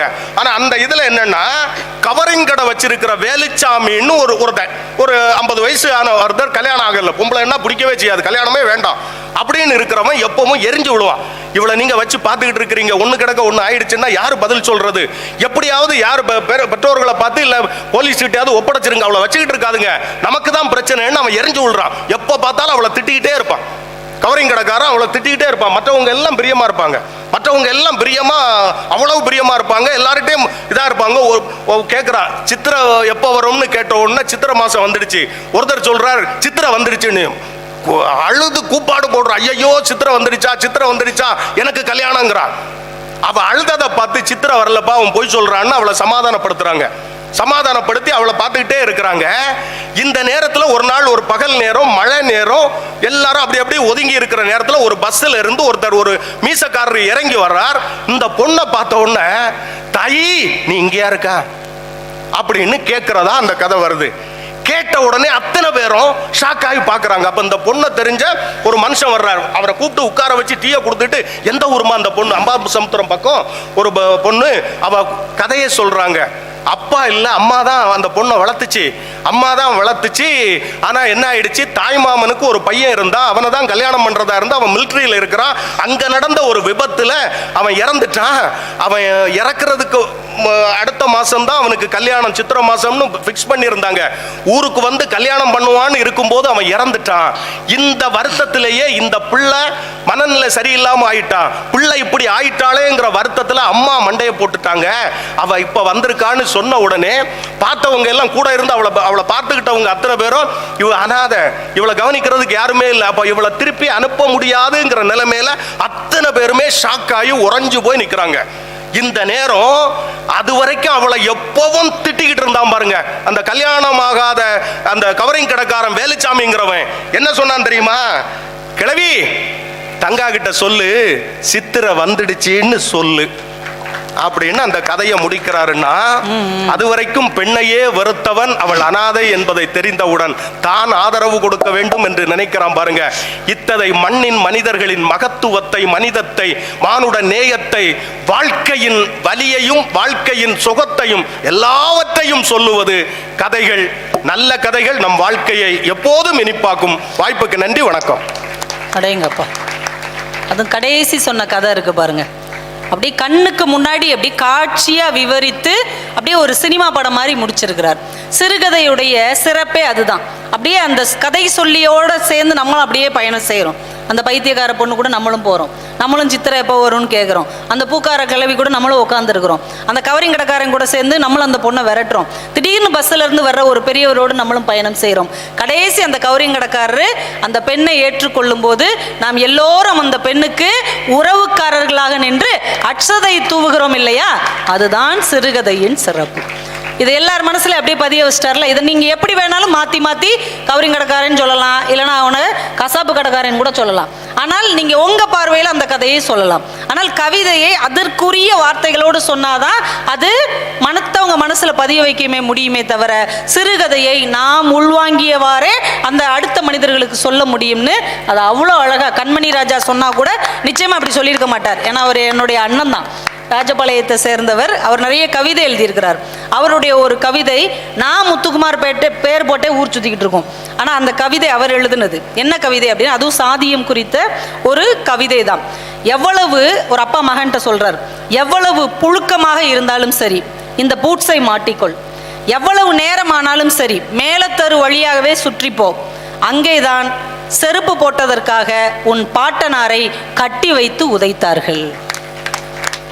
3வது தலைமுறை படித்த உடனே அந்த அப்பா என்ன சொல்கிறான், நம்ம தாத்தாவை அங்கே தான்டா செருப்பு போட்டதுக்காக கட்டி வச்சு அடித்தாங்க, அந்த தெரு வழியாக பூட்ஸு போட்டு போ. இந்த கவிதை கண்மணி ராஜாவுடைய கவிதை. இன்னைக்கு அவருடைய கதையை இந்த மேடையில் சொன்னதற்காகவே ராஜ்குமார் சார் அவர்களுக்கு ஒரு மிகப்பெரிய பாராட்டுக்களை வாழ்த்துக்களாக தந்து, இதுக்கெல்லாம் பதில் சொல்லணும்னா தருதலை காதல் ஒருதலை காதல்னு உன்னை வச்சு செஞ்சுருக்காருப்பா. பாவம், அந்த தம்பி இப்போ தான் கல்யாணமே ஆயிருக்குது. அதுவும் பெற்றோர் பார்த்து முடித்த ஒரு திருமணம். அவருக்கு இப்படி ஒரு நிலைமை. இந்த கவிதை எழுதுறவங்களுக்கு பூரா அப்படி தான்ப்பா கெட்ட பேர். கவிதை எழுதி அதை யாரும் ரசிக்காததுனால கதை எழுதுறாங்களாம். எப்படி கதை விட்டுருக்காரு பாரு வாத்தியார். நம்ம சிவசதீஷ் கவிதையாகவே வந்து நிற்கிறார். ஒரு பெரிய கைத்தட்டல் அவருக்கு.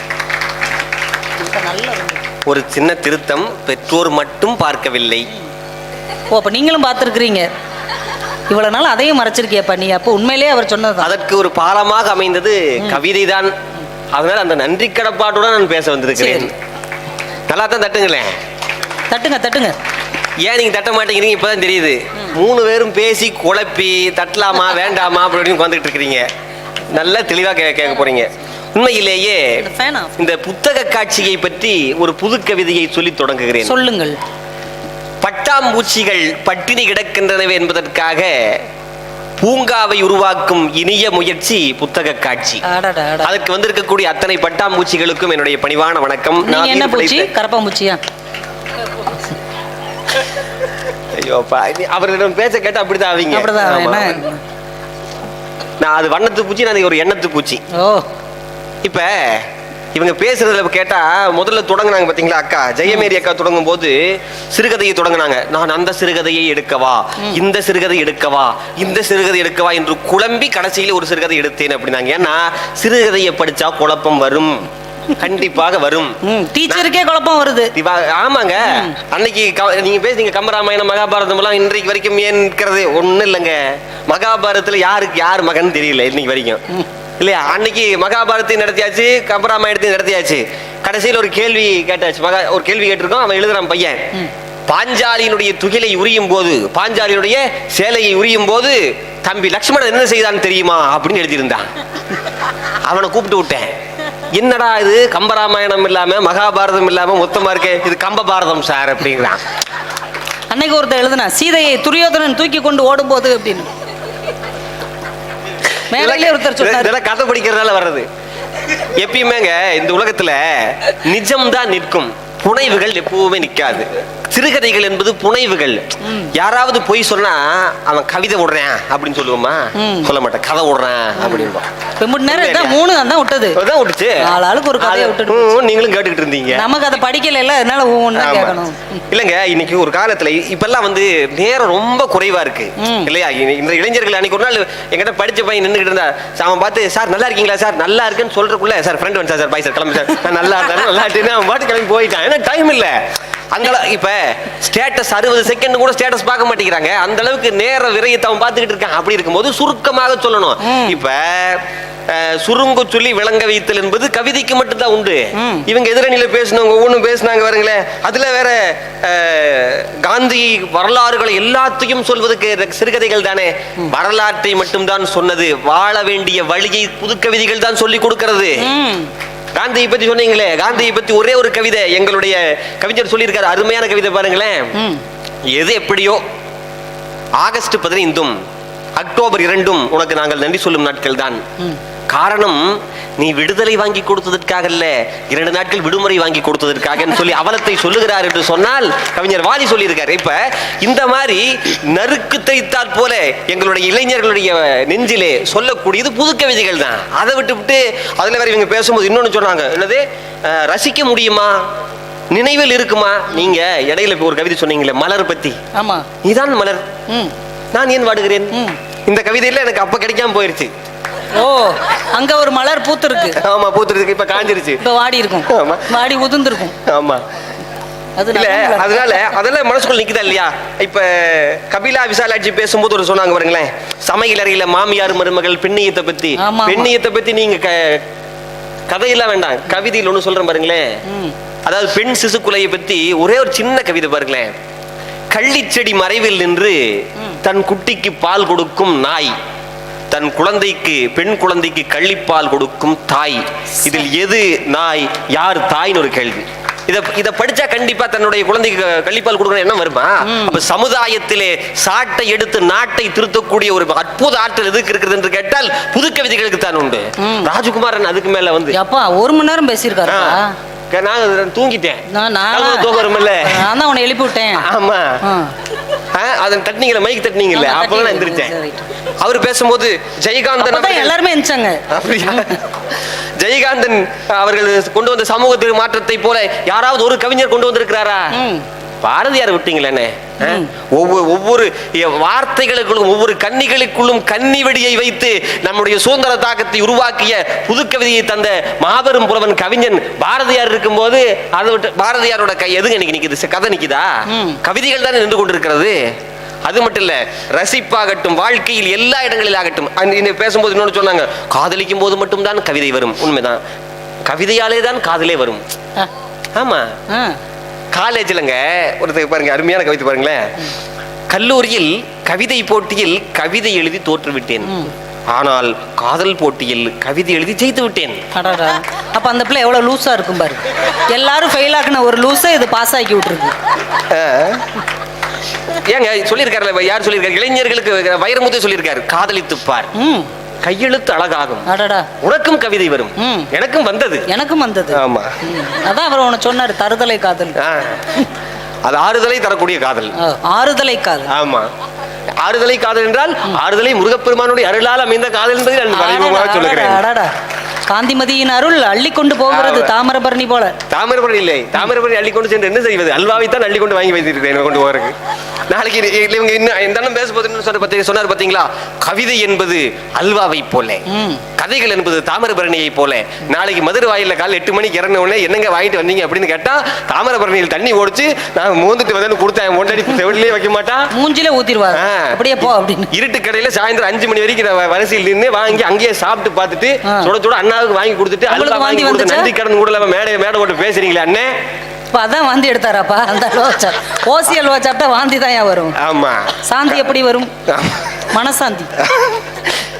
இந்த கவிதை என்பது, கதைகள் என்பது எல்லாரும் படிப்பாளிகளாக இருப்பார்கள், ஆனால் கவிதை என்பது படைப்பாளிகளாக நம்மை உருவாக்க செய்வது. ஒண்ணு இல்லைங்க, ஒரு கடையில டீ கடையில டீ ஆத்திக்கிட்டு ஒரு பையன், அந்த பையன் அந்த டீ போடுற ஐட்டத்தை வச்சே கவிதை எழுதுறான். எப்படி? கண்ணே மசாலா பாலே, பாலாடை போட்டவள் போல் மேலாடை போட்டவளே, வடிகட்டிய டிக்காஷன் கலரில் நான் கருப்பா இருக்கேன் என்பதற்காக நீ காய்ச்சிய வாளாய் கொதிக்காதே, ஆறிப்போன என் காதலை சூடாக்க வந்த த்ரீஸ்டவே நீதான். அப்படி வேணா வச்சுக்கலாம், அந்த பொண்ணு பேர் த்ரீசான்னு வச்சுக்கலாம், அது சொட்டி பொருள் வழக்கு எப்படி எல்லாம் மாத்திக்கலாம். ஆமா, த்ரீஸ்டவே நீதான். சேர்ந்திருந்தால் எறும்பும் சர்க்கரையும் போல, பாலும் தண்ணீரும் போல சேர்ந்தே இருப்போம் என்பதை நான் ஸ்ட்ராங்காக சொல்கிறேன், நீ லைட்டாக எடுத்துக்கொள்ளாது. நம்ம கவிதை எழுதுறான், அப்ப எல்லாராலும் எழுத முடியுங்க. Facebookல ஒருத்தர் எழுதி இருக்கிறான், 2 வரி தான், இது கூட எவ்வளவு லென்த்தியா இருக்கு. காதல் தோல்வி, உன்னை இன்முகத்தோடு தானே காதலித்தேன், நீ ஏன் சண்முகத்தோடு ஓடி போனாய். இதுக்கு 2500 லைக். நீங்க லைக் போட்டியா? அவன் லைக் பண்ணல. இல்லங்க, இன்றைக்கு அக்கா அவர்கள் தொடங்குற போது அருமையான சொன்னாங்க, நெல்லைக்கண்ணன் ஐயா அவரை பத்தி சொன்னார்கள் அல்லவா. நெல்லைக்கண்ணன் ஐயா சிறந்த கவிஞர். அவர் சொன்னார், கவிதைங்கிறது எப்படி வரும்? சமுதாயத்தின் மீது ஒரு பற்று இருக்க வேண்டும், சமுதாயத்தில் ஒரு பிழை நடக்கிறது என்று சொன்னால் தட்டி கேட்க வேண்டும் என்கின்ற ஒரு தைரியம் மனதிற்குள் இருக்க வேண்டும், அப்போதுதான் வரும். எங்கள் இளைஞர்களுக்கு அந்த தைரியம் வருகிறது. ஒரு இளைஞர் எழுதியிருக்கான்னு பாருங்களேன், ஒரு உண்மையிலே ஒரு கவிதை போட்டியில் நடந்த கவிதை. இதுக்கு 1 லட்சம் ரூபாய் பரிசு கொடுக்கப்பட்ட கவிதை. ஒண்ணு 50,000, ரெண்டாவது இப்ப முதல்ல சொல்லக்கூடிய கவிதை 50,000, இரண்டாவது சொல்லக்கூடிய கவிதை முதல் பரிசு. கேட்டா நீங்க பரிசு தருவீங்களா? கேட்கறவங்களுக்கு நடுவர் அவர்கள் தருவார்கள். அப்ப இது மறுக்கப்படுகிறது, நீங்க கவிதையை மட்டும் சொல்லுங்க. பாருங்களேன், தலைப்பு தேர்தல் அறிக்கை. தேர்தல் அறிக்கை ஹைக்கூ கவிதை எழுதணும். கவிஞர் சிற்பி பாலசுப்ரமணியம் ஐயா நடுவராக இருந்து நடத்துறாரு. மாணவர்கள் எல்லாம் கூடியிருக்கிறாங்க. முதல் பரிசு, 2ஆம் பரிசு வாங்கின கவிதை பாருங்களேன். படித்தவுடன் கிழித்து விடவும். தேர்தல் அறிக்கையை. இரண்டாம் பரிசு 50,000. கைதட்டுங்க. 50,000 கைதட்டணும்ல. ஆமா. படித்தவுடன் கிழித்து விடும். அப்ப நீங்க வடிவேலுக்கு தான் 50,000 ரூபாய் கொடுத்துருங்க. நீங்க வடிவேலுக்கு, நான் அதை வரைந்தவனுக்கு சொல்லுகிறேன். முதல் பரிசு என்னவா இருக்கும்? நீங்களே சொல்லி விடுங்கள். படிக்காமலேயே கிழித்து விடவும் தேர்தல் அறிக்கையை. முதல் பரிசு. இது மனசுக்குள்ள நிக்குதா இல்லையா? இதை நம்ம மனசுக்குள்ள நிக்காது, கதை தான் நிக்குன்னு சொல்லி கதை விட்டுக்கிட்டு இருக்கீங்க. எதாக இருந்தாலும் தட்டி கேட்கிற தைரியம். எல்லா தேர்தல் அறிக்கையும் கிழித்து விடாதான். ஆமா, வாழ்க்கையே கிழிஞ்சு. ஆமா. அதே மாதிரிங்க, நம்ம சமயோஜிதம் பார்த்து பழகுறோம், ஒவ்வொரு கிட்ட ஒவ்வொரு விதமா பழகுறோம் அப்படிங்கறத ஒரு கவிதையில் ஒரு மாணவன் சொன்ன, ஒரு இளைஞன் சொன்னா பாருங்களேன். அமைச்சர் வீட்டில் நாய் இறந்து விட்டது. அனைவரும் வந்தனர். அமைச்சர் இறந்து விட்டார். ஃபீல் பண்ணுங்க. ஒரு நாய் மெட்டி பார்க்கவில்லை. பாத்தீங்களா? எல்லாரும் கவிஞராகி விட்டாங்க. இன்னைக்கு இந்த மேடைக்கு கூட ஒரு நாய் வந்தது போய்விட்டது. ஆமா.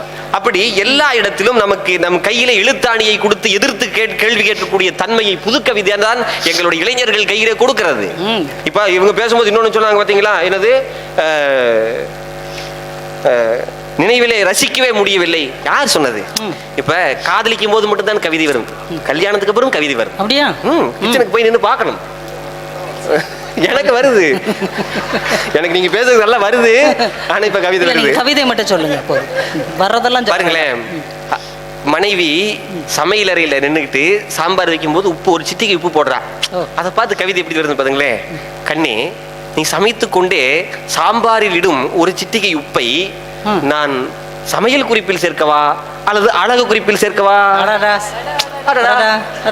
ஆச்சரிய குறியில் சேர்க்கவும். இதே தமிழ் வாத்தியாரா இலக்கண குறிப்பில் சேர்க்கட்டுமா அப்படின்னு போங்க. அப்படி இருக்கக்கூடாது. அப்ப கவிதைங்கிறது எல்லா இடத்துலயும் ஒரு இளைஞர்களை எப்போதும் குஷியாக வைத்திருக்க கொள்கிறது இந்த கவிதைகள் மட்டும்தான். ஒரு வாழ்க்கையில் ஏதாவது ஒரு துயரம் வந்து விட்டது, தற்கொலைக்கே போயிடலாம்னா நீங்க சிறுகதை எடுத்து படிச்சா ஐயோ இதை படிக்கலாம் தற்கொலையை பண்ணிக்கலாம்னு போயிடுவான். இதே பாருங்க, ஒரு சின்ன கவிதை. 10 முறை கீழே விழுந்தவனை பார்த்து பூமி தாய் முத்தமிட்டு சொன்னதாம், மகனே நீ 9 முறை எழுந்தவன் அல்லவா என்று. பாத்தீங்களா? இந்த மாதிரி ஒரு சின்ன கவிதை இருந்தா பார்த்தாதா? ஈரோடு தமிழன்பன் கதை.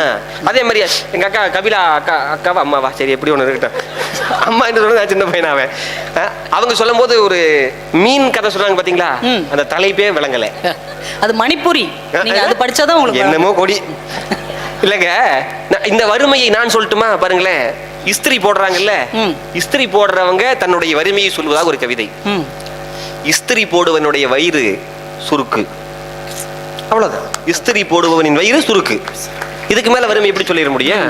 அப்ப எல்லா உணர்வுகளையும் சொல்லக்கூடிய அற்புதமான ஆற்றல் மிக்கது, சுருங்க சொல்லி விளங்க வைக்கக்கூடிய தன்மை எதுக்கு இருக்கிறது என்று கேட்டால் எங்களுடைய புது கவிதைக்கு தான் இருக்குது. ராமாயணம் மகாபாரத் சொன்னீங்களே, இன்னைக்கு வரைக்கும் அனுமனை சொல்லின் செல்வன் ஏன் சொல்றாங்க? சீதையை பார்த்துட்டு வந்துட்டியான்னு கேட்கிற இடத்துல ராமன் காத்துக்கிட்டு இருக்காரு. நான் போனோம்னா திடீர் திடீர்னு உடையதான் சாய் தான் அப்படிலாம் சொல்ல. என்ன வேணும்? கண்டனன் சீதையை. அதான் தேவை. அந்த இடத்துல அப்படி சுருங்க சொல்லி விளங்க வைப்பது. அதனாலதான் இன்றைக்கு வரைக்கும் கம்பராமாயணம் நின்றுகிட்டு இருக்கு. மைக்கை தட்டி கொடுத்து வாழ்த்தும் நடுவர்களுக்கு நன்றி. எல்லா இடத்துலயும் கவிஞர்களுடைய குசும்புங்கிறது இது புலவர்களுக்கான தனிச்சொத்து. ஆமா. இப்ப ஒண்ணு இல்லைங்க, எல்லாத்துக்குமே கவிதா விலாசம்னு ஒண்ணு இருக்கு. எல்லாத்துடைய சிந்தனை குதிரைகளையும் அவிழ்த்து விட்டு பல்வேறு கோணங்களை சிந்திக்க வைக்கக்கூடிய ஆற்றல் புது கவிதைகளுக்கு தான் உண்டு. எறும்புன்னு ஒரு தலைப்புங்க. எறும்பு எறும்பு கரும்பு விரும்பு அப்படின்னு ஒருத்தர் எழுதியிருக்கான் ஒரு பையன். இன்னொரு பையன் எறும்பிடம் கற்றுக்கொண்டேன் சுறுசுறுப்பை அப்படின்னு ஒருத்தர் எழுதியிருந்தான். ஒருத்தன் எறும்பிடமிருந்து கற்றுக்கொண்டேன் வரிசையாக செல்லும் தன்மையை. இன்னொருத்தர் எழுதியிருந்தான் நம்மாள் கடைசி பெஞ்சு பையன் முருகேசன். அவன் எழுதியிருந்தான் பாருங்களேன், எறும்பிடமிருந்து கற்றுக்கொண்டேன் சுருட்டுவது எப்படி என்பதை. பாத்தீங்களா? பதுக்குவது. ஓ, பதுக்குவது. சரி சரி சரி. எவ்வளவு அப்பாவியா இருக்கேன் பாருங்க. இது கூட எனக்கு புரியல. அவங்களோட சேர்ந்தீங்கன்னா அடப்பாவியா ஆயிருவீங்க. அப்ப இந்த மாதிரி பல்வேறு விஷயங்கள் எல்லா வாழ்க்கைய என்ஜாய் பண்ணி கொண்டு போகக்கூடியது கவிதைகள் மட்டும்தான். இல்லங்க, ஒரு இளைஞன் தன்னுடைய வேலை பிளவின் காரணமாக பெற்றோரை பார்க்க மறந்திருக்கலாம். அந்த நேரத்தில் ஒரு கவிதை படிக்கிறான்னு வச்சுங்களேன். பெற்றோர் எழுதா ஒரு கவிதை. மகனே, நீ பிறந்த அன்று தோட்டத்தில் வைத்தோம் தென்னங்கன்று, எங்கள் வியர்வையால் நீ வளர்ந்தாய், நாங்கள் வார்த்த தண்ணீரால் தென்னையும் வளர்ந்தது. இன்று நீ வெளிநாட்டில் ஈட்டும் பணம் உனக்கு மட்டுமே பயன்படுகிறது. ஆனால் இந்த தென்னை மரமோ எங்களுக்கு சுவை நீரும் சுப நிழலும் தந்துதவுகிறது. நீ இமெயிலில் மூழ்கி இருக்கிற போது எங்களை ஈமொய்த்த செய்தி வந்து சேரும்.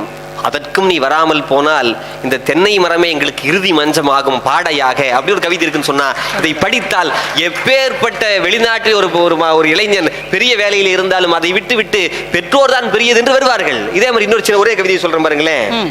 ஒரு கடிதத்தை பத்தி எல்லாம் பேசுனீங்கல்ல, கடிதம், பெற்றோர்களுக்கான கடிதம். அம்மா எழுதுறாங்க முதியோர் இல்லத்திலிருந்து, மகனே இந்த கடிதம் உனக்கு கிடைக்கும், கிடைத்தால் நீ பதில் கடிதம் அனுப்பு, எழுதவெல்லாம் வேண்டாம், வெறும் கடிதத்தை அனுப்பு. அப்படி அனுப்புகிற போது அதில் எச்சிலை தொட்டோ கம் தொட்டோ ஒட்டாமல் உன் வீட்டில் வெந்த ஒரு சோற்று பருக்கியை வைத்து ஒட்டு, அதன் மூலமாவது உன் வீட்டு சோற்றை ஒரு வாய் நான் சாப்பிட்டுக் கொள்கிறேன் என்று சொல்லி ஒரு தாயினுடைய கண்ணீரால் ஒரு கடிதம் கவிதையாக எழுதப்படுகிறது என்று சொன்னால், வாழ்க்கையில் எல்லா நேரங்களிலும் எல்லா இடங்களிலும் கவிதைதான் வியாபித்து நிற்கிறது. இளைஞர்களுக்கு வழிகாட்டும் ஒரு கதாபாத்திரமாக, வழிகாட்டியாக புது கவிதைகள் தான் இருக்கின்றன. ஒரே ஒரு கவிதை நிறைவாக நான் சொல்லி நிறைவு கொண்டு வருகின்றேன். சொல்லி முடிங்க. இதை உண்மையாகவே முடிய போகிறேன். என்ன கவிதை தெரியுங்களா? ஒன்றும் முடிவடைந்து விடவில்லை, இப்போது தொடங்கினாலும் ஜெயித்து விடலாம். இந்த கவிதை ஒன்று இருந்தால் போதும், வாழ்க்கையில் எப்பேற்பட்ட இமாலய சாதனைகளை நாம் கொண்டு வரலாம். அதுதான் இந்த இளைஞர்களுக்கு தேவை.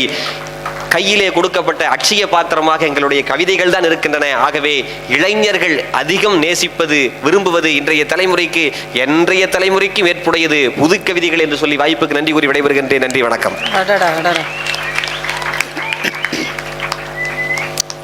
ஒரு புது கவிதை மாதிரியே இருந்தது அவர் பேச்சு. ரொம்ப ஸ்டைலா, அழகா, ட்ரெண்டியா, நம்ம மனசையெல்லாம் சேர்த்து ஒரு கவிதை மாதிரியே அள்ளிட்டு போன சிவசதீஷ்க்கு ஒரு மிகப்பெரிய பாராட்டுக்களை இந்த மன்றம் வழங்குகிறது.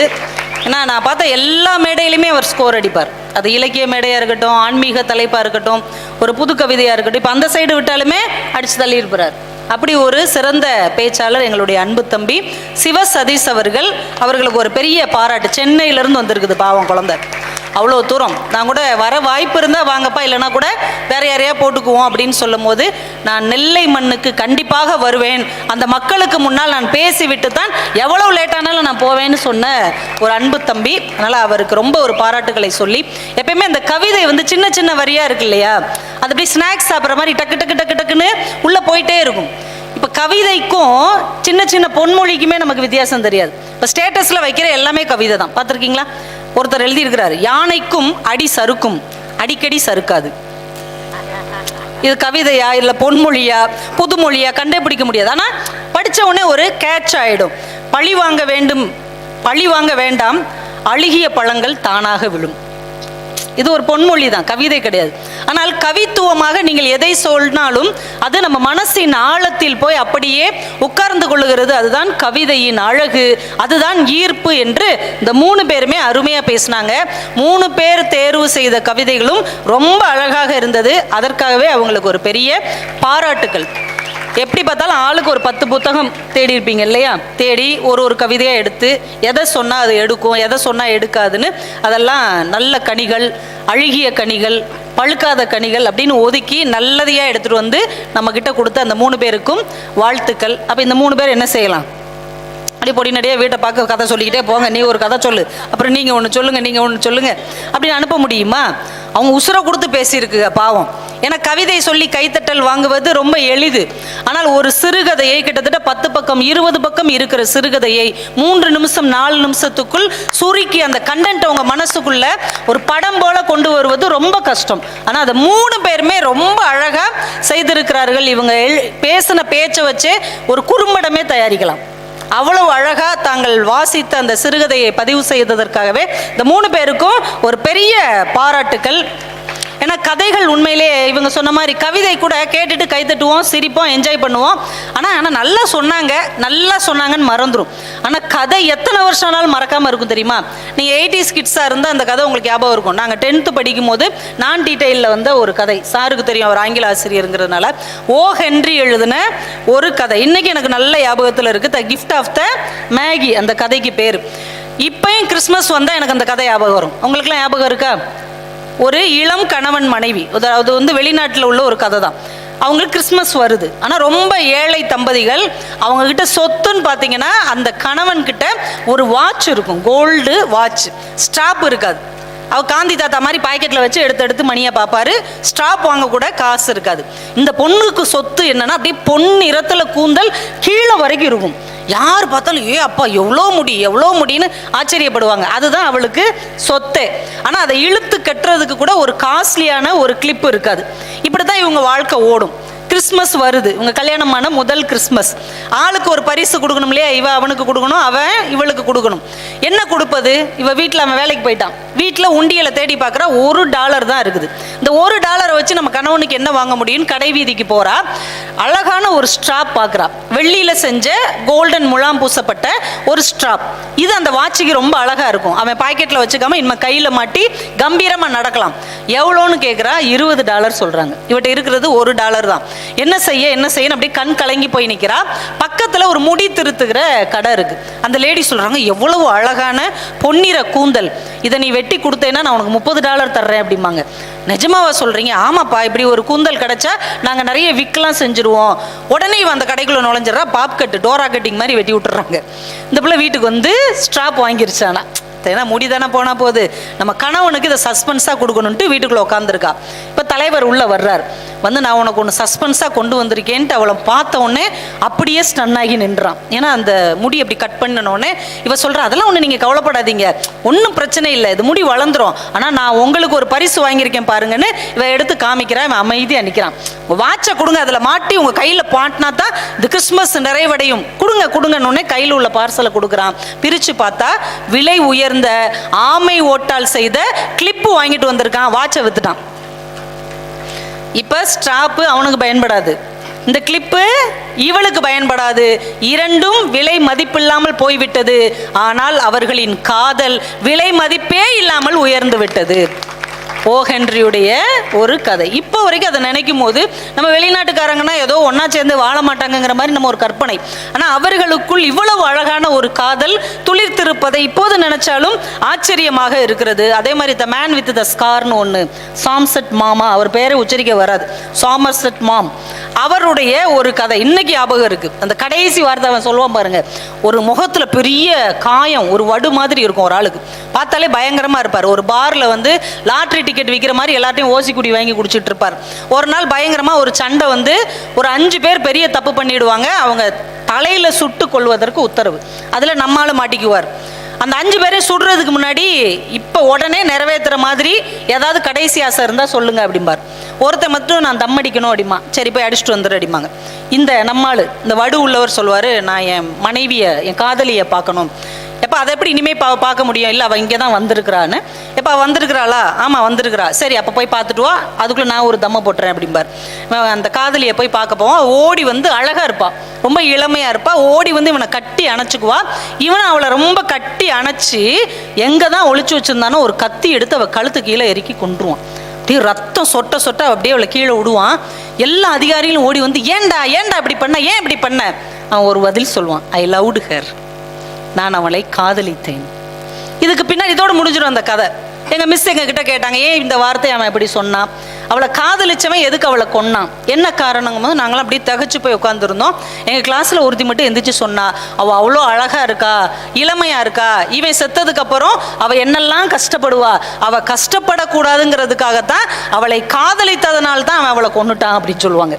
இப்போ ஆச்சரியமாக இருக்குது, இந்த வயசில் இப்படியெல்லாம் பதில் சொல்வதற்கு ஒருத்திக்கு தெரிஞ்சிருக்கே அப்படின்னு நாங்கள் அந்த பிள்ளையை ஆச்சரியமாக பார்த்தோம். அப்போ ஒரு சிறுகதை நம் மனசுக்குள் 1000 சிந்தனைகளை உருவாக்க முடியும் என்று பள்ளி பருவத்திலேயே நமக்கு கற்றுக் கொடுத்தது சிறுகதைகள் தான் என்பதை நாம் மறந்துவிடவே முடியாது. எத்தனை கதை. குமாஸ்தான் ஒரு கதை, ஆண்டன் செக்காவ் எழுதின கதையே ஏதோ ஒன்று, கிளர்க்குன்ட்டு.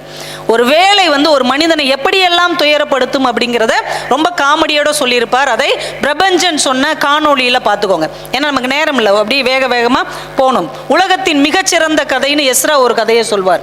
ஒரு குட்டி மீனும் ஒரு பெரிய மீனும் சந்திச்சுக்கிடும். பெரிய மீனு சின்ன மீனெல்லாம் சாப்பிட்ரும். இப்போ சின்ன மீன் பெரிய மீன்கிட்ட கேட்கும், ஏன் எப்பயுமே நீ எங்களை சாப்பிட்டுட்டே இருக்கிற, நீ பெரிய மீனாக இருக்கிற காரணத்தினால எங்களை சாப்பிட்ருவியா, ஏன் எங்களை விடக்கூடாதா? இப்போ பெரிய மீன் அந்த சின்ன மீன்கிட்ட சொல்லும், அப்போ நீ எங்களை சாப்பிடு, இப்போ நீ என்னைய சாப்பிட்ரு, நீ என்னைய சாப்பிட முடியாதில்ல, அப்போ நான் உன்னைய சாப்பிட்டு தான் தீர்வேன். இது எல்லா உலகத்திலும் எல்லா ஏற்றத்தாழ்வுகளுக்கும் பொருத்தமான ஒரு கதை. ஏழைன்னு ஒருத்தன் ஏன் இருக்கிறான், நீ பணக்காரனாக முடியல, பணக்காரனை நீ ஜெயிக்க முடியல, நீ ஏழையாக தான் இருப்ப. எல்லாத்துக்குமே இதை கொண்டு வந்து ஃபிட் பண்ண முடியும். அந்த குமாஸ்தா அப்படிங்கிற அந்த கதை, அந்த திமிங்கலம் பற்றிய கதை, காண்டாமணின்னு ஒரு கதை. எந்த பள்ளிக்கூடத்தில் கதை சொல்ல சொன்னாலும் நான் இதை தான் சொல்வேன். தி ஜானகிராமனுடைய ஒரு கதை, அவ்வளவு அற்புதமான ஒரு நீதி சொல்லுகிற ஒரு கதை, மாறல் சொல்லுவோம் இல்லையா, அழகான ஒரு கதை. காண்டாமணி படிச்சிருக்கீங்களா நீங்க? ஒரு ஹோட்டல் ஒன்று இருக்கும், நான் சுருக்கமாக சொல்கிறேன். ஒரு ஹோட்டலில் ஒரு வயசானவர் சாப்பிட போவார். அந்த ஹோட்டல் ஓனர் பரிமாறுவார். அவருக்கு இட்லி வச்சுட்டு சாம்பாரை ஊற்றிட்டு உள்ளே போய் பார்ப்பாரு. அந்த சாம்பார் வாளிக்கு அப்போ தான் மோந்துட்டு போயிருப்பார்ல, அதுக்குள்ளே ஒரு பாம்பு செத்து கிடந்திருக்கும். ஐயோ, இவரை சாப்பிட விடாமல் தடுக்கணும்னு ஓடி வருவார். அதுக்குள்ளே கிழமை நல்லா சாப்பிட்ருவார். உடனே இவர் பதட்டமாக இருக்கும். அவர் சாப்பிட்டுட்டு பணம்லாம் கொடுத்துட்டு போயிடுவார். இப்போ விடிய விடிய இவருக்கு தூக்கம் வராது. பக்கத்தில் ஒரு சிவன் கோவில் இருக்கும், நெல்லையப்பர் கோயில் மாதிரி. இறைவா, இந்த தப்புலேருந்து நான் எப்படியா தப்பிச்சிடணும், எனக்கு எந்த பிரச்சனையும் இல்லாமல் நான் தப்பிச்சிடணும். அப்படி தப்பிச்சிட்டேன்னா உனக்கு ஒரு பெரிய காண்டாமணி வாங்கி போடுறேன். காண்டாமணினா தெரியுமில்ல, மாதா கோவில்லாம் இருக்கும்ல, அது மாதிரி பெரிய பெல்லு வாங்கி போடுறேன்னு வேண்டிக்கிடுவார். பார்த்தா விடியங்குள்ள சங்கு ஊதுற சத்தம் கேட்கும். அந்த கிழவனை தூக்கிட்டு போவாங்க, செத்து போயிடுறாரு. ஆனால் யாருக்கும் இவர் இந்த பாம்பு வச்ச சாம்பாரில் தான் செத்தாருன்னு தெரியாது. வயசாயிருச்சு, செத்துருச்சு, அவ்வளோதான். அப்போ இவர் தப்பிச்சிட்டாருல்ல, உடனே சொன்ன மாதிரி காண்டாமணி வாங்கி கோயிலுக்கு கொடுத்துருவார். இப்போ தப்பிச்சாச்சு, பிராயச்சித்தமும் செஞ்சாச்சு. இப்போ மத்தியானம் எல்லாருக்கும் பரிமாறிக்கிட்டு இருப்பாரு. அந்த கோவிலில் உச்சிக்கால பூஜை நடக்கும். டங்குன்னு அந்த பெல் அடிப்பாங்க. இவர் அப்படியே நின்றுவார். அந்த பெல்லு சத்தம் கேட்ட உடனே பாம்பு, கிழமை, சாம்பார், சாம்பார், கிழவை, பாம்பு, இதுவே ஞாபகம் வரும். அப்புறம் எல்லாருக்கும் அப்படியே பரிமாறுவார். சாயந்தரம் 6 மணிக்கு மறுபடியும் கோயிலில் பூஜை நடக்கும். டங்குன்னு சத்தம் கேட்கும், அப்படியே நின்றுவார். இப்படியே 2 நாள் இவர் வாழ்க்கையில் அப்படியே வயிற்றுல புளியை கரைச்சி அந்த கோயிலுக்கு போய் அதுக்கான பணத்தை நான் கொடுத்துட்றேன், தயவு செஞ்சு அந்த பெல்லை திருப்பி கொடுத்துருங்க அப்படின்னு சொல்லி வாங்கிட்டு வந்துடுவார். இந்த கதை நமக்கு என்ன நீதியை சொல்லுகிறது என்றால், ஒரு மனிதன் குற்றத்திலிருந்து தப்பி விடலாம், ஆனால் ஒரு நாளும் குற்ற உணர்ச்சியிலிருந்து தப்பிக்கவே முடியாது. எவ்வளோ பெரிய உண்மை! இதை நம்ம காலகாலத்துக்கு சொல்லலாம். தீஜா என்னைக்கோ எழுதி வச்சுட்டு போயிட்டார்.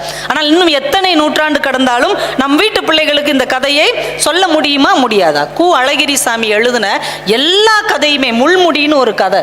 ஒரு ஆசிரியர் தான் தான் பெரிய நல்ல ஆசிரியராக இருந்தோன்னு அப்படி ஒரு கம்பீரமாக இருப்பார்.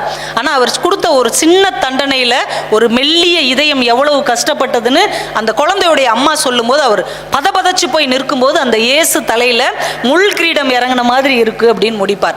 நீங்கள் இதெல்லாம் கதையெல்லாம் படித்து உணர்ந்தீங்கன்னா அவ்வளவு சிறப்பாக இருக்கும். கு அழகிரிசாமியுடைய கதையாக இருக்கட்டும், நம்ம ராஜநாராயணனுடைய கதையாக இருக்கட்டும், ஜே தீபான்னு இந்த மண்ணில் உள்ள ஒரு பொண்ணு இப்போ திரையெல்லாம் செண்பகப்பூ அப்படின்னு விகடனில் எழுதிட்டு இருக்கிறாங்க. சினிமாவில் பெண்களுடைய பங்களிப்பை அவங்க குருபீடம்னு ஒரு கதை எழுதியிருக்காங்க. ஆக்சுவலாக ஜெயகாந்தன் குருபீடம்னு ஒரு கதை எழுதியிருக்கிறாரு. அது ஒரு வேற இதில் பயணிக்கும். ஜே தீபா எழுதின குருபீடம்ங்கிற கதையை நீங்கள் தேடி பிடிச்சி படித்து பாருங்க. இன்னைக்கு இருக்கிற பாலியல் வன்முறைன்னு சொல்கிறோம்ல, அது அவ்வளவு நாசுக்கா நெஞ்சு அப்படியே அதிர்ற மாதிரி எழுதியிருப்பாங்க. அந்த கதையை நான் இப்போல்லாம் சொல்ல முடியாது, ஏன்னா அதை மெதுவாக சொல்ல முடியாது, வேகமாக சொல்ல முடியாது. அதை ஆழ்ந்து உள்ளார்ந்த அர்த்தத்தோடு தான் சொல்ல முடியும். அந்த குருபீடம்ங்கிற அந்த கதையை கண்டிப்பாக படித்து பாருங்க. இப்படி இந்த இலக்கியம், இந்த சிறுகதை நமக்கு எவ்வளவோ விஷயங்களை கற்றுக் கொடுக்கிறது. அப்போ இந்த கவிதைக்காரங்க ஒன்றும் கற்றுக் கொடுக்கலையா?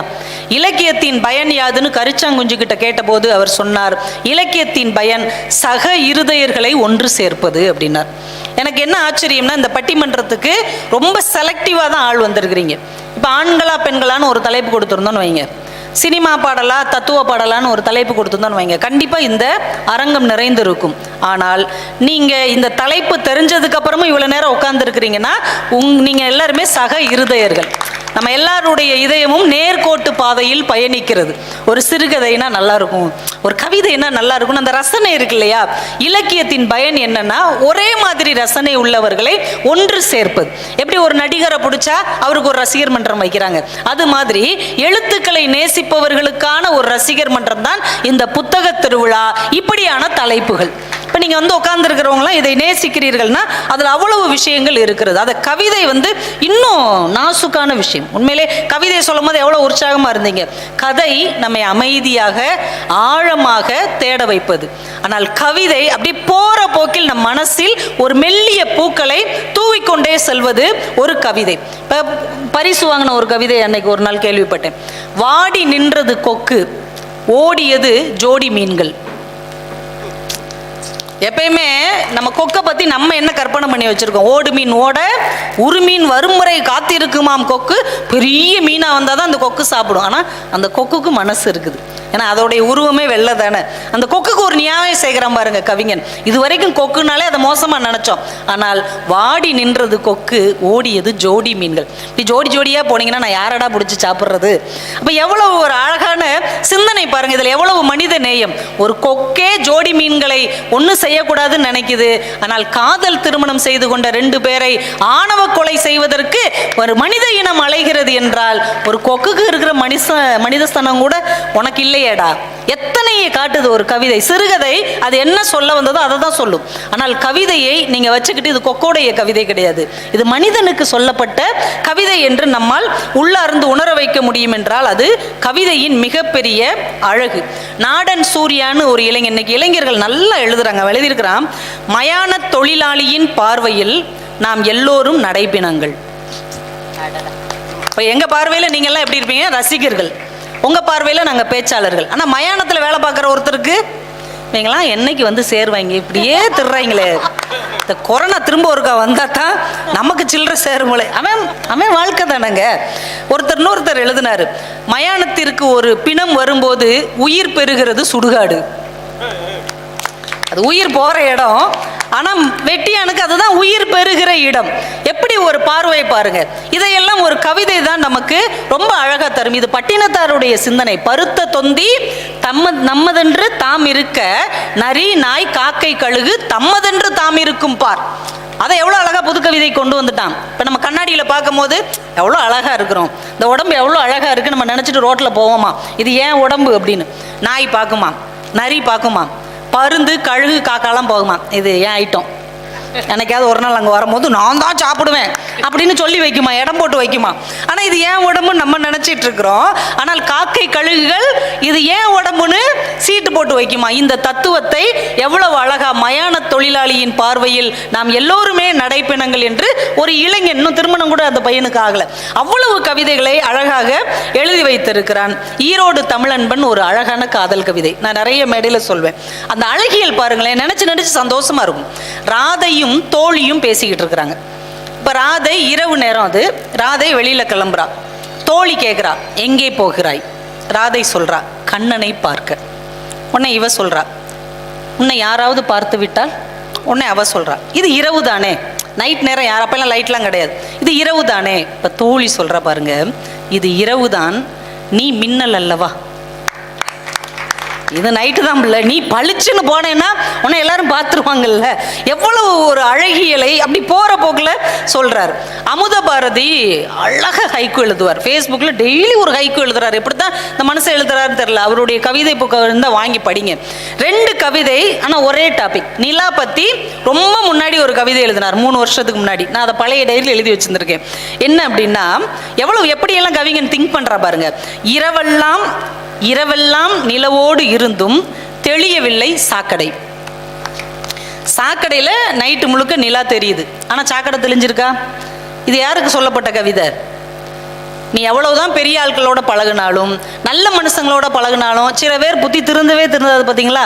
எவ்வளவு நாள் நல்லவன் கூட இருந்தாலும் சில கெட்டவன் புத்தி தீரவே தீராது. அது மாதிரி நிலா இரவெல்லாம் அந்த சாக்கடையில் தான் இருந்தது, ஆனால் சாக்கடை தெளியவே இல்லை. இப்படி 4-5 வருஷத்துக்கு முன்னாடி எழுதினார். முந்தா நாள் ஒரு கவிதை எழுதியிருக்கிறார். முகமா சுளிக்கிறார்கள் யான் இருக்கிறேன் சாக்கடையில் ஒளிரும் நிலா. அதே கான்செப்ட் எப்படி மாற்றி விட்டார் பாருங்க. உன்னை பார்த்து முகமா சுளிக்கிறாங்க, நான் இருக்கேன் சாக்கடையில் போய் நிலா ஒளிருகிறதாம். அப்போ எளிய மக்களுக்காகவும் ஒரு பிரகாசமான தீபம் வந்து சேரும் என்கின்ற நம்பிக்கையை அப்படியே மாற்றி விட்டார். அதே நிலா, அதே சாக்கடை. ஆனால் ஒரு கவிஞன் எப்படி வேண்டுமானாலும் அதை மாற்றி போட முடியும் என்ற ஒரு அழகான அடையாளம் இந்த கவிதைகளுக்கு இருக்கிறது. ஒரு கவிதை இப்போ ஹைக்கூவா மாறும். அறிவுமதி ஒரு கவிதை எழுதிட்டு போயிருக்கிறார் கவிக்கோட்டை. வாழ்க்கை இதுதான், செத்து கொண்டிருக்கும் தாய் அருகில் சிரித்து கொண்டிருக்கும் குழந்தை. இப்படி எழுதிட்டு போயிருக்கார். கவிக்கோ சொல்லியிருக்காரு. இந்த தத்துவம்லாம் நம்ம சொல்லக்கூடாது, அதான் சிறுகதைக்காரங்க சொல்லுவாங்க. இதுதான் வாழ்க்கைங்கிறத நம்ம சொல்லக்கூடாது. கவிதைக்காரன் கவிதையை மட்டும் சொல்லி அவங்கள புரிய வைக்கணும். இதே கவிதை அவர் மாத்துறாரு. சாகும் தாய் அருகில் சிரிக்கும் குழந்தை. வாழ்க்கை இதுதான், இது நம்ம சொல்லணும். அப்போ ஒரு கவிதை போற போக்கில் சொல்றது கிடையாது. ஒரு மனிதனை அவனுடைய போக்கில் சிந்திக்க வைப்பதுதான் கவிதை என்று கவிக்கு அதன் மூலமா சொல்லியிருக்கிறார். முபாரக்னு ஒரு தம்பியை பத்தி இவங்க சொன்னாங்க பாருங்க, அவன் ஒரு சூப்பர் கவிதை எழுதியிருந்தாங்க. எனக்கு பிடித்த மழைத்துளிகள் தான் இழுத்து செல்லுகிறது நான் நேசிக்கும் பூச்செடியை. எனக்கு பிடித்த மழைத்துளிகள் தான் இழுத்து செல்லுகிறது நான் நேசிக்கும் பூச்செடியை. நமக்கு பிடிச்சவங்க தான் பல நேரங்களில் நம்ம மனசுக்கு பிடிக்காததை செய்வாங்க. உண்மையா இல்லையா? நம்ம வாழ்க்கையில யாரை நினைச்சுங்க கவலைப்படுவோம்? நம்ம எதிரியை நினைச்சா கவலைப்படுவோம். நம்ம கூடவே இருந்து நம்முடைய அன்பை புறக்கணிக்கிற இதயங்கள் இருக்கிறது இல்லையா, அதை நினைச்சுதான் நம்ம கவலைப்படுவோம். அதை ஒரு கவிதையை போல சொல்லுவதற்கு யாராலையும் முடியவே முடியாது. பிருந்தா சாரதி ஒரு கவிதை எழுதினாரு, ஏற்றி வைத்த சுடரை ஏக்கத்தோடு பார்க்கிறது எரிந்த தீக்குச்சி. நாங்கள் ஒரு பட்டிமன்றத்துக்கு போயிருந்தோம். ஒரு பழைய பட்டிமன்ற பேச்சாளர், அவங்க இப்போ ஓய்வு பெற்றுட்டாங்க, இப்போ ஃபீல்டுக்கே அவங்க வரல. ஆனால் இவங்க எல்லாரும் கிளம்பிக்கிட்டு இருந்தாங்க. அன்னைக்கு அவங்க வந்து சீஃப் கெஸ்டாக வந்திருந்தாங்க. இவங்க கிளம்புறத அவங்க பார்த்த பார்வை இருக்கு இல்லையா, 20 வருஷத்துக்கு முன்னாடி அவங்க இப்படித்தான் பரபரப்பா இருந்தாங்க. ஏற்றி வைத்த சுடரை ஏக்கத்தோடு பார்க்கிறது தீக்குச்சி அப்படிங்கிறது அதை படிச்ச உடனே எனக்கு அவங்க ஞாபகம் வந்தது.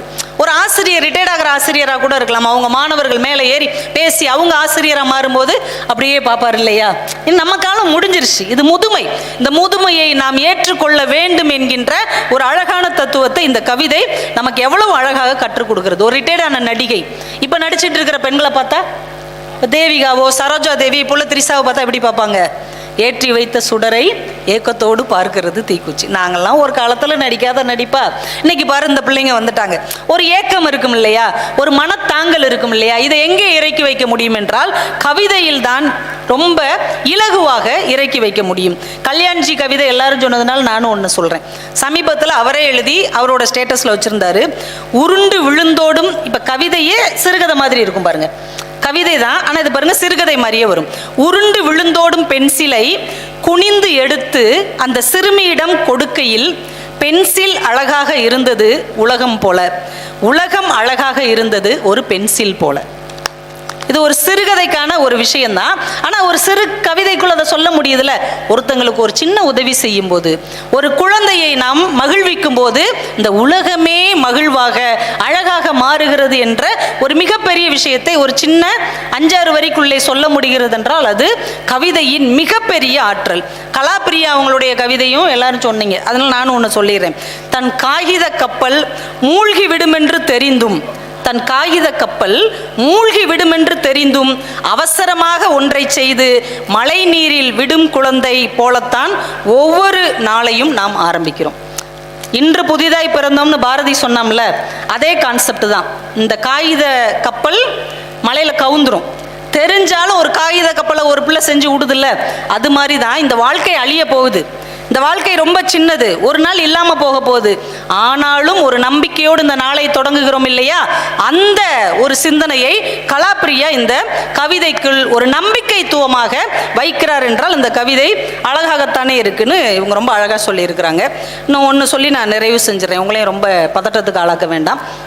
சிறுகதையை விட ஒரு கவிதை எவ்வளோ பெரிய அதிர்வை ஏற்படுத்தும் அப்படின்ட்டு, ஆரூர் தமிழ்நாடன் அப்படின்னு ஒருத்தர், ஒரு ஆட்டுக்குட்டி, இந்த அப்படி நீங்கள் காட்சிப்படுத்தி பாருங்க.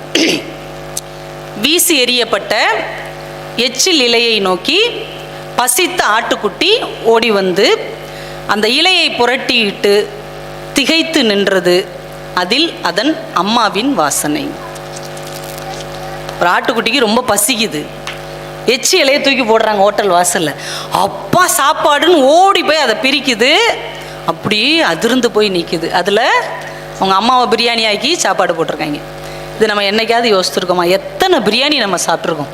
இந்த சைடு போகும்போதெல்லாம் சுல்தான் கடை பிரியாணி எனக்கு ஒன்று வாங்கிட்டு வாங்க அப்படின்னு சொல்லி வாங்கி சாப்பிட்றோம். எத்தனை இலைகளை நாம் தூக்கி எறிந்திருப்போம், எத்தனை உயிரினங்களை கொண்டு இருப்போமா, அதுக்கு ஒரு பிள்ளை இருக்கும், அதுக்கு ஒரு வாழ்க்கை இருக்கும்னு நம்ம யாராவது யோசிச்சிருக்கோமா? ஒரு சராசரி மனிதன் யோசிக்காததை யோசிக்க வைப்பதுதான் ஒரு கவிஞனின் வேலை என்பதை இதில் அவ்வளவு அழகாக அவர் சொல்லியிருப்பார். வழக்கமாக சொல்லுகிற விஷயத்திலிருந்து கவிஞன் சிந்திக்கணும். சிறுகதைக்கு நம்ம அதை தாண்டி ரொம்ப சிந்திக்க முடியாது. அந்த சிறுகதை என்ன மாறல் சொல்லுது, ஆமாங்க அது சூப்பர் அப்படின்ட்டு போயிடலாம். ஆனால் கவிதை என்ன செய்யும்னா நமக்குள் இருக்கிற ஒரு கவிஞனை தூண்டிவிடும், நமக்குள் இருக்கிற ஒரு சிந்தனையை பிரகாச வைக்கும். நான் சாதாரணமாக இதை சொல்கிறேன் பாருங்க. பிரமிழ் எழுதின ரொம்ப ஃபேமஸான ஒரு கவிதை, ஒன்று அந்த கவிதையை தான் எல்லாரும் சொல்லுவாங்க. சிறகிலிருந்து பிரிந்த இறகு ஒன்று, இது எல்லாருமே கேள்விப்பட்டிருப்பீங்க. சிறகிலிருந்து பிரிந்த இறகு ஒன்று காற்றின் தீராத பக்கங்களில் ஒரு பறவையின் வாழ்வை எழுதி செல்லுகிறது. இது நம்ம எல்லாரும் கேட்டிருக்கோம். ஆனால் என்னைக்காவது இந்த கவிதைக்குள்ள உட்காந்து யோசித்து பார்த்துருக்குறோமா? யோசிச்சு பார்த்தா இந்த கவிதை நமக்கு தருகிற ஒரு ஆத்ம தரிசனம் இருக்கு இல்லையா, அது ரொம்ப ஆச்சரியமா இருக்கும். ஐ ஓப்பன்ன்னு சொல்லுவாங்கல்ல. இப்போ ஒரு பறவை இருக்குதுங்க, இந்த பறவை வானத்தில் பறக்கிறதுக்கு எது சப்போர்ட்டா இருக்கு? சிறகுகள். சிறகுகள்ங்கிறது என்னது? இறகுகளுடைய தொகுப்பு தான். அப்ப இந்த இறகுகளுடைய தொகுப்பான சிறகை வச்சுதான் பறவை வானத்தில் பறக்குது, புவியீர்ப்பு விசையை எதிர்த்து பறக்குது. அப்படி பறந்துகிட்டு இருக்கும் போது ஒரு பறவையுடைய ஒரு இறகு என்ன பண்ணுது? உதிர்ந்துருச்சு. அதான கவிதை. சிறகிலிருந்து பிரிந்த இறகு ஒன்று அப்படியே மேலிருந்து அது டிராவல் பண்ணுது. கற்பனை பண்ணி பாருங்க. அந்த சிறகிலிருந்து இறகு விழுது. இப்ப விழுந்த இறகை நினைச்சு பறவை பயப்படுமா? வருத்தப்படுமா? ஐயோ இந்த இறகு போயிடுச்சே, இனிமே பறக்க முடியுமான்னு பயப்படுமா? இந்த இறகு போயிருச்சேன்னு வருத்தப்படுமா? அது பயணத்தை பார்த்து போயிட்டே தான் இருக்கும். இந்த இறகு அப்படியே உதிர்ந்து வந்துகிட்டே இருக்கு. எதுல வருது? காற்றுல வருது. காற்றின் பக்கங்களில், காற்றின் தீராத பக்கங்களில். மனுஷனுடைய வாழ்க்கை தீர்ந்து போற பக்கம், ஆனா காற்று என்னைக்கு இருக்கும்ல, அது தீராத பக்கம். அந்த தீராத பக்கத்துல எதை எழுதுது? ஒரு பறவையின் வாழ்வை எழுதி செல்லுகிறது. இனிமே இதுக்கு இருக்கிற வாழ்க்கை அந்த காத்துல பயணிச்சு அது எங்க கீழே விழ போகுதோ அவ்வளவுதான் அந்த அனுபவம். அந்த பயணத்திற்குள் அது எவ்வளவு பதிவு செய்ய முடியுமோ அதை பதிவு செய்து விட்டு தான் போக வேண்டும். நம்ம எல்லாருக்கும் ஒரு வாழ்க்கை கொடுக்கப்பட்டிருக்கு. நம்ம அம்மா அப்பா கூட தான் இருந்தோம், அண்ணன் தங்கச்சிகளோட தான் இருந்தோம், தாத்தா பாட்டியோட தான் இருந்தோம். திடீர்னு இந்த இறகு என்னாச்சு? அப்படியே உதிர்ந்து புகுந்து வீட்டுக்கு வருது. அந்த ஆண்கிற ஒரு இறகு என்னாச்சு? மனைவியை கல்யாணம் முடிச்சு இன்னொரு இடத்துக்கு போச்சு. இதனால அந்த பறவை பாதிக்கப்பட்டுச்சா? இந்த இறகு வருத்தப்பட்டுச்சா? இது தனக்குன்னு ஒரு வாழ்க்கையை காற்றின் பக்கங்களில் எழுத ஆரம்பிக்கிறது. அப்புறம் அந்த வாழ்க்கைக்குள்ள அதன் அனுபவம் தான் அதோடைய அழகு. இப்போ அந்த இறகு கீழே விழுந்துருதுன்னு வைங்க, அதை ஒரு ஆய்வாளர் எடுத்து பார்த்தாருன்னு வைங்க, அது என்ன பறவைன்னு சொல்லிடுவார். அந்த பறவை என்ன நிறம்னு சொல்லிடுவார். அதுக்கு எத்தனை வயசுன்னு சொல்லிடுவார். அது எந்த கண்டத்தை சேர்ந்த பறவைன்னு சொல்வார். அந்த பறவை எத்தனை ஆயுள் காலம் வாழும் என்று சொல்வார். உதிர்ந்த ஒற்றை இறகு வானத்தில் பறந்த ஒரு பறவையின் வாழ்க்கையை சொல்லி செல்ல முடியும் என்றால், நம்ம யாராவது புறக்கணிச்சாலும் சரி, நம்மளை வேண்டான்னு விட்டுட்டு போனாலும் சரி, நமக்கான பயணத்தை ஒரு பறவையை போல பறந்து செல்ல வேண்டும். விழுந்தாலும் ஒரு இறகை போல நமக்கான வாழ்க்கையை எழுதிவிட்டுத்தான் செல்ல வேண்டும் என்று பிரமிழுடைய இந்த கவிதை நமக்கு மிக அழகாக எடுத்து காட்டுகிறது. என்றால் ஒரு கவிதையை ஒரு நாள் எடுத்து வச்சு ஒவ்வொரு வார்த்தையும் அக்கா பிரிச்சு நீங்க வாசிச்சு பாருங்களேன். உங்க மனசுக்குள் ஒரு புதிய தேடல், ஒரு புதிய தெளிவு, ஒரு புதிய தரிசனம், ஒரு புதிய தத்துவம் பிறக்கும். அதனால்தான் விக்ரமாதித்தன் சொன்னார், கவிதை என்பது மாயம். கவிதைக்காரன் ஒரு மாயக்காரன், நல்ல கவிஞன் நல்ல மாயக்காரன் அப்படின்னார். அது ஒரு மேஜிக். இளைஞர்களை எது ஈர்க்கும் தெரியுமா? மேஜிக் தான் ஈர்க்கும். அப்படி கேட்சியா சொன்ன உடனே அப்படி கப்புன்னு பிடிச்சிக்கிற மாதிரியான விஷயம் கவிதை. முதல்ல கவிதை மூலமா அவங்க உள்ள வருவாங்க. ஏன் எல்லாரும் கவிதை எழுதிட்டு அப்புறம் சிறுகதை எழுத போனாங்க தெரியுமா? அந்த கவிதை தான் அவர்களை பக்குவப்படுத்தியது. அந்த கவிதை தான் வாழ்க்கையை அவர்களுக்கு அறிமுகப்படுத்தியது. கவிதை தான் சிறுகதை எழுதுகிற அளவுக்கு அவர்களை பண்படுத்தியது. அதனாலதான் அடுத்த களத்துக்கு போனாங்க. இது முதல் படி. கவிதை தான் முதல் படி.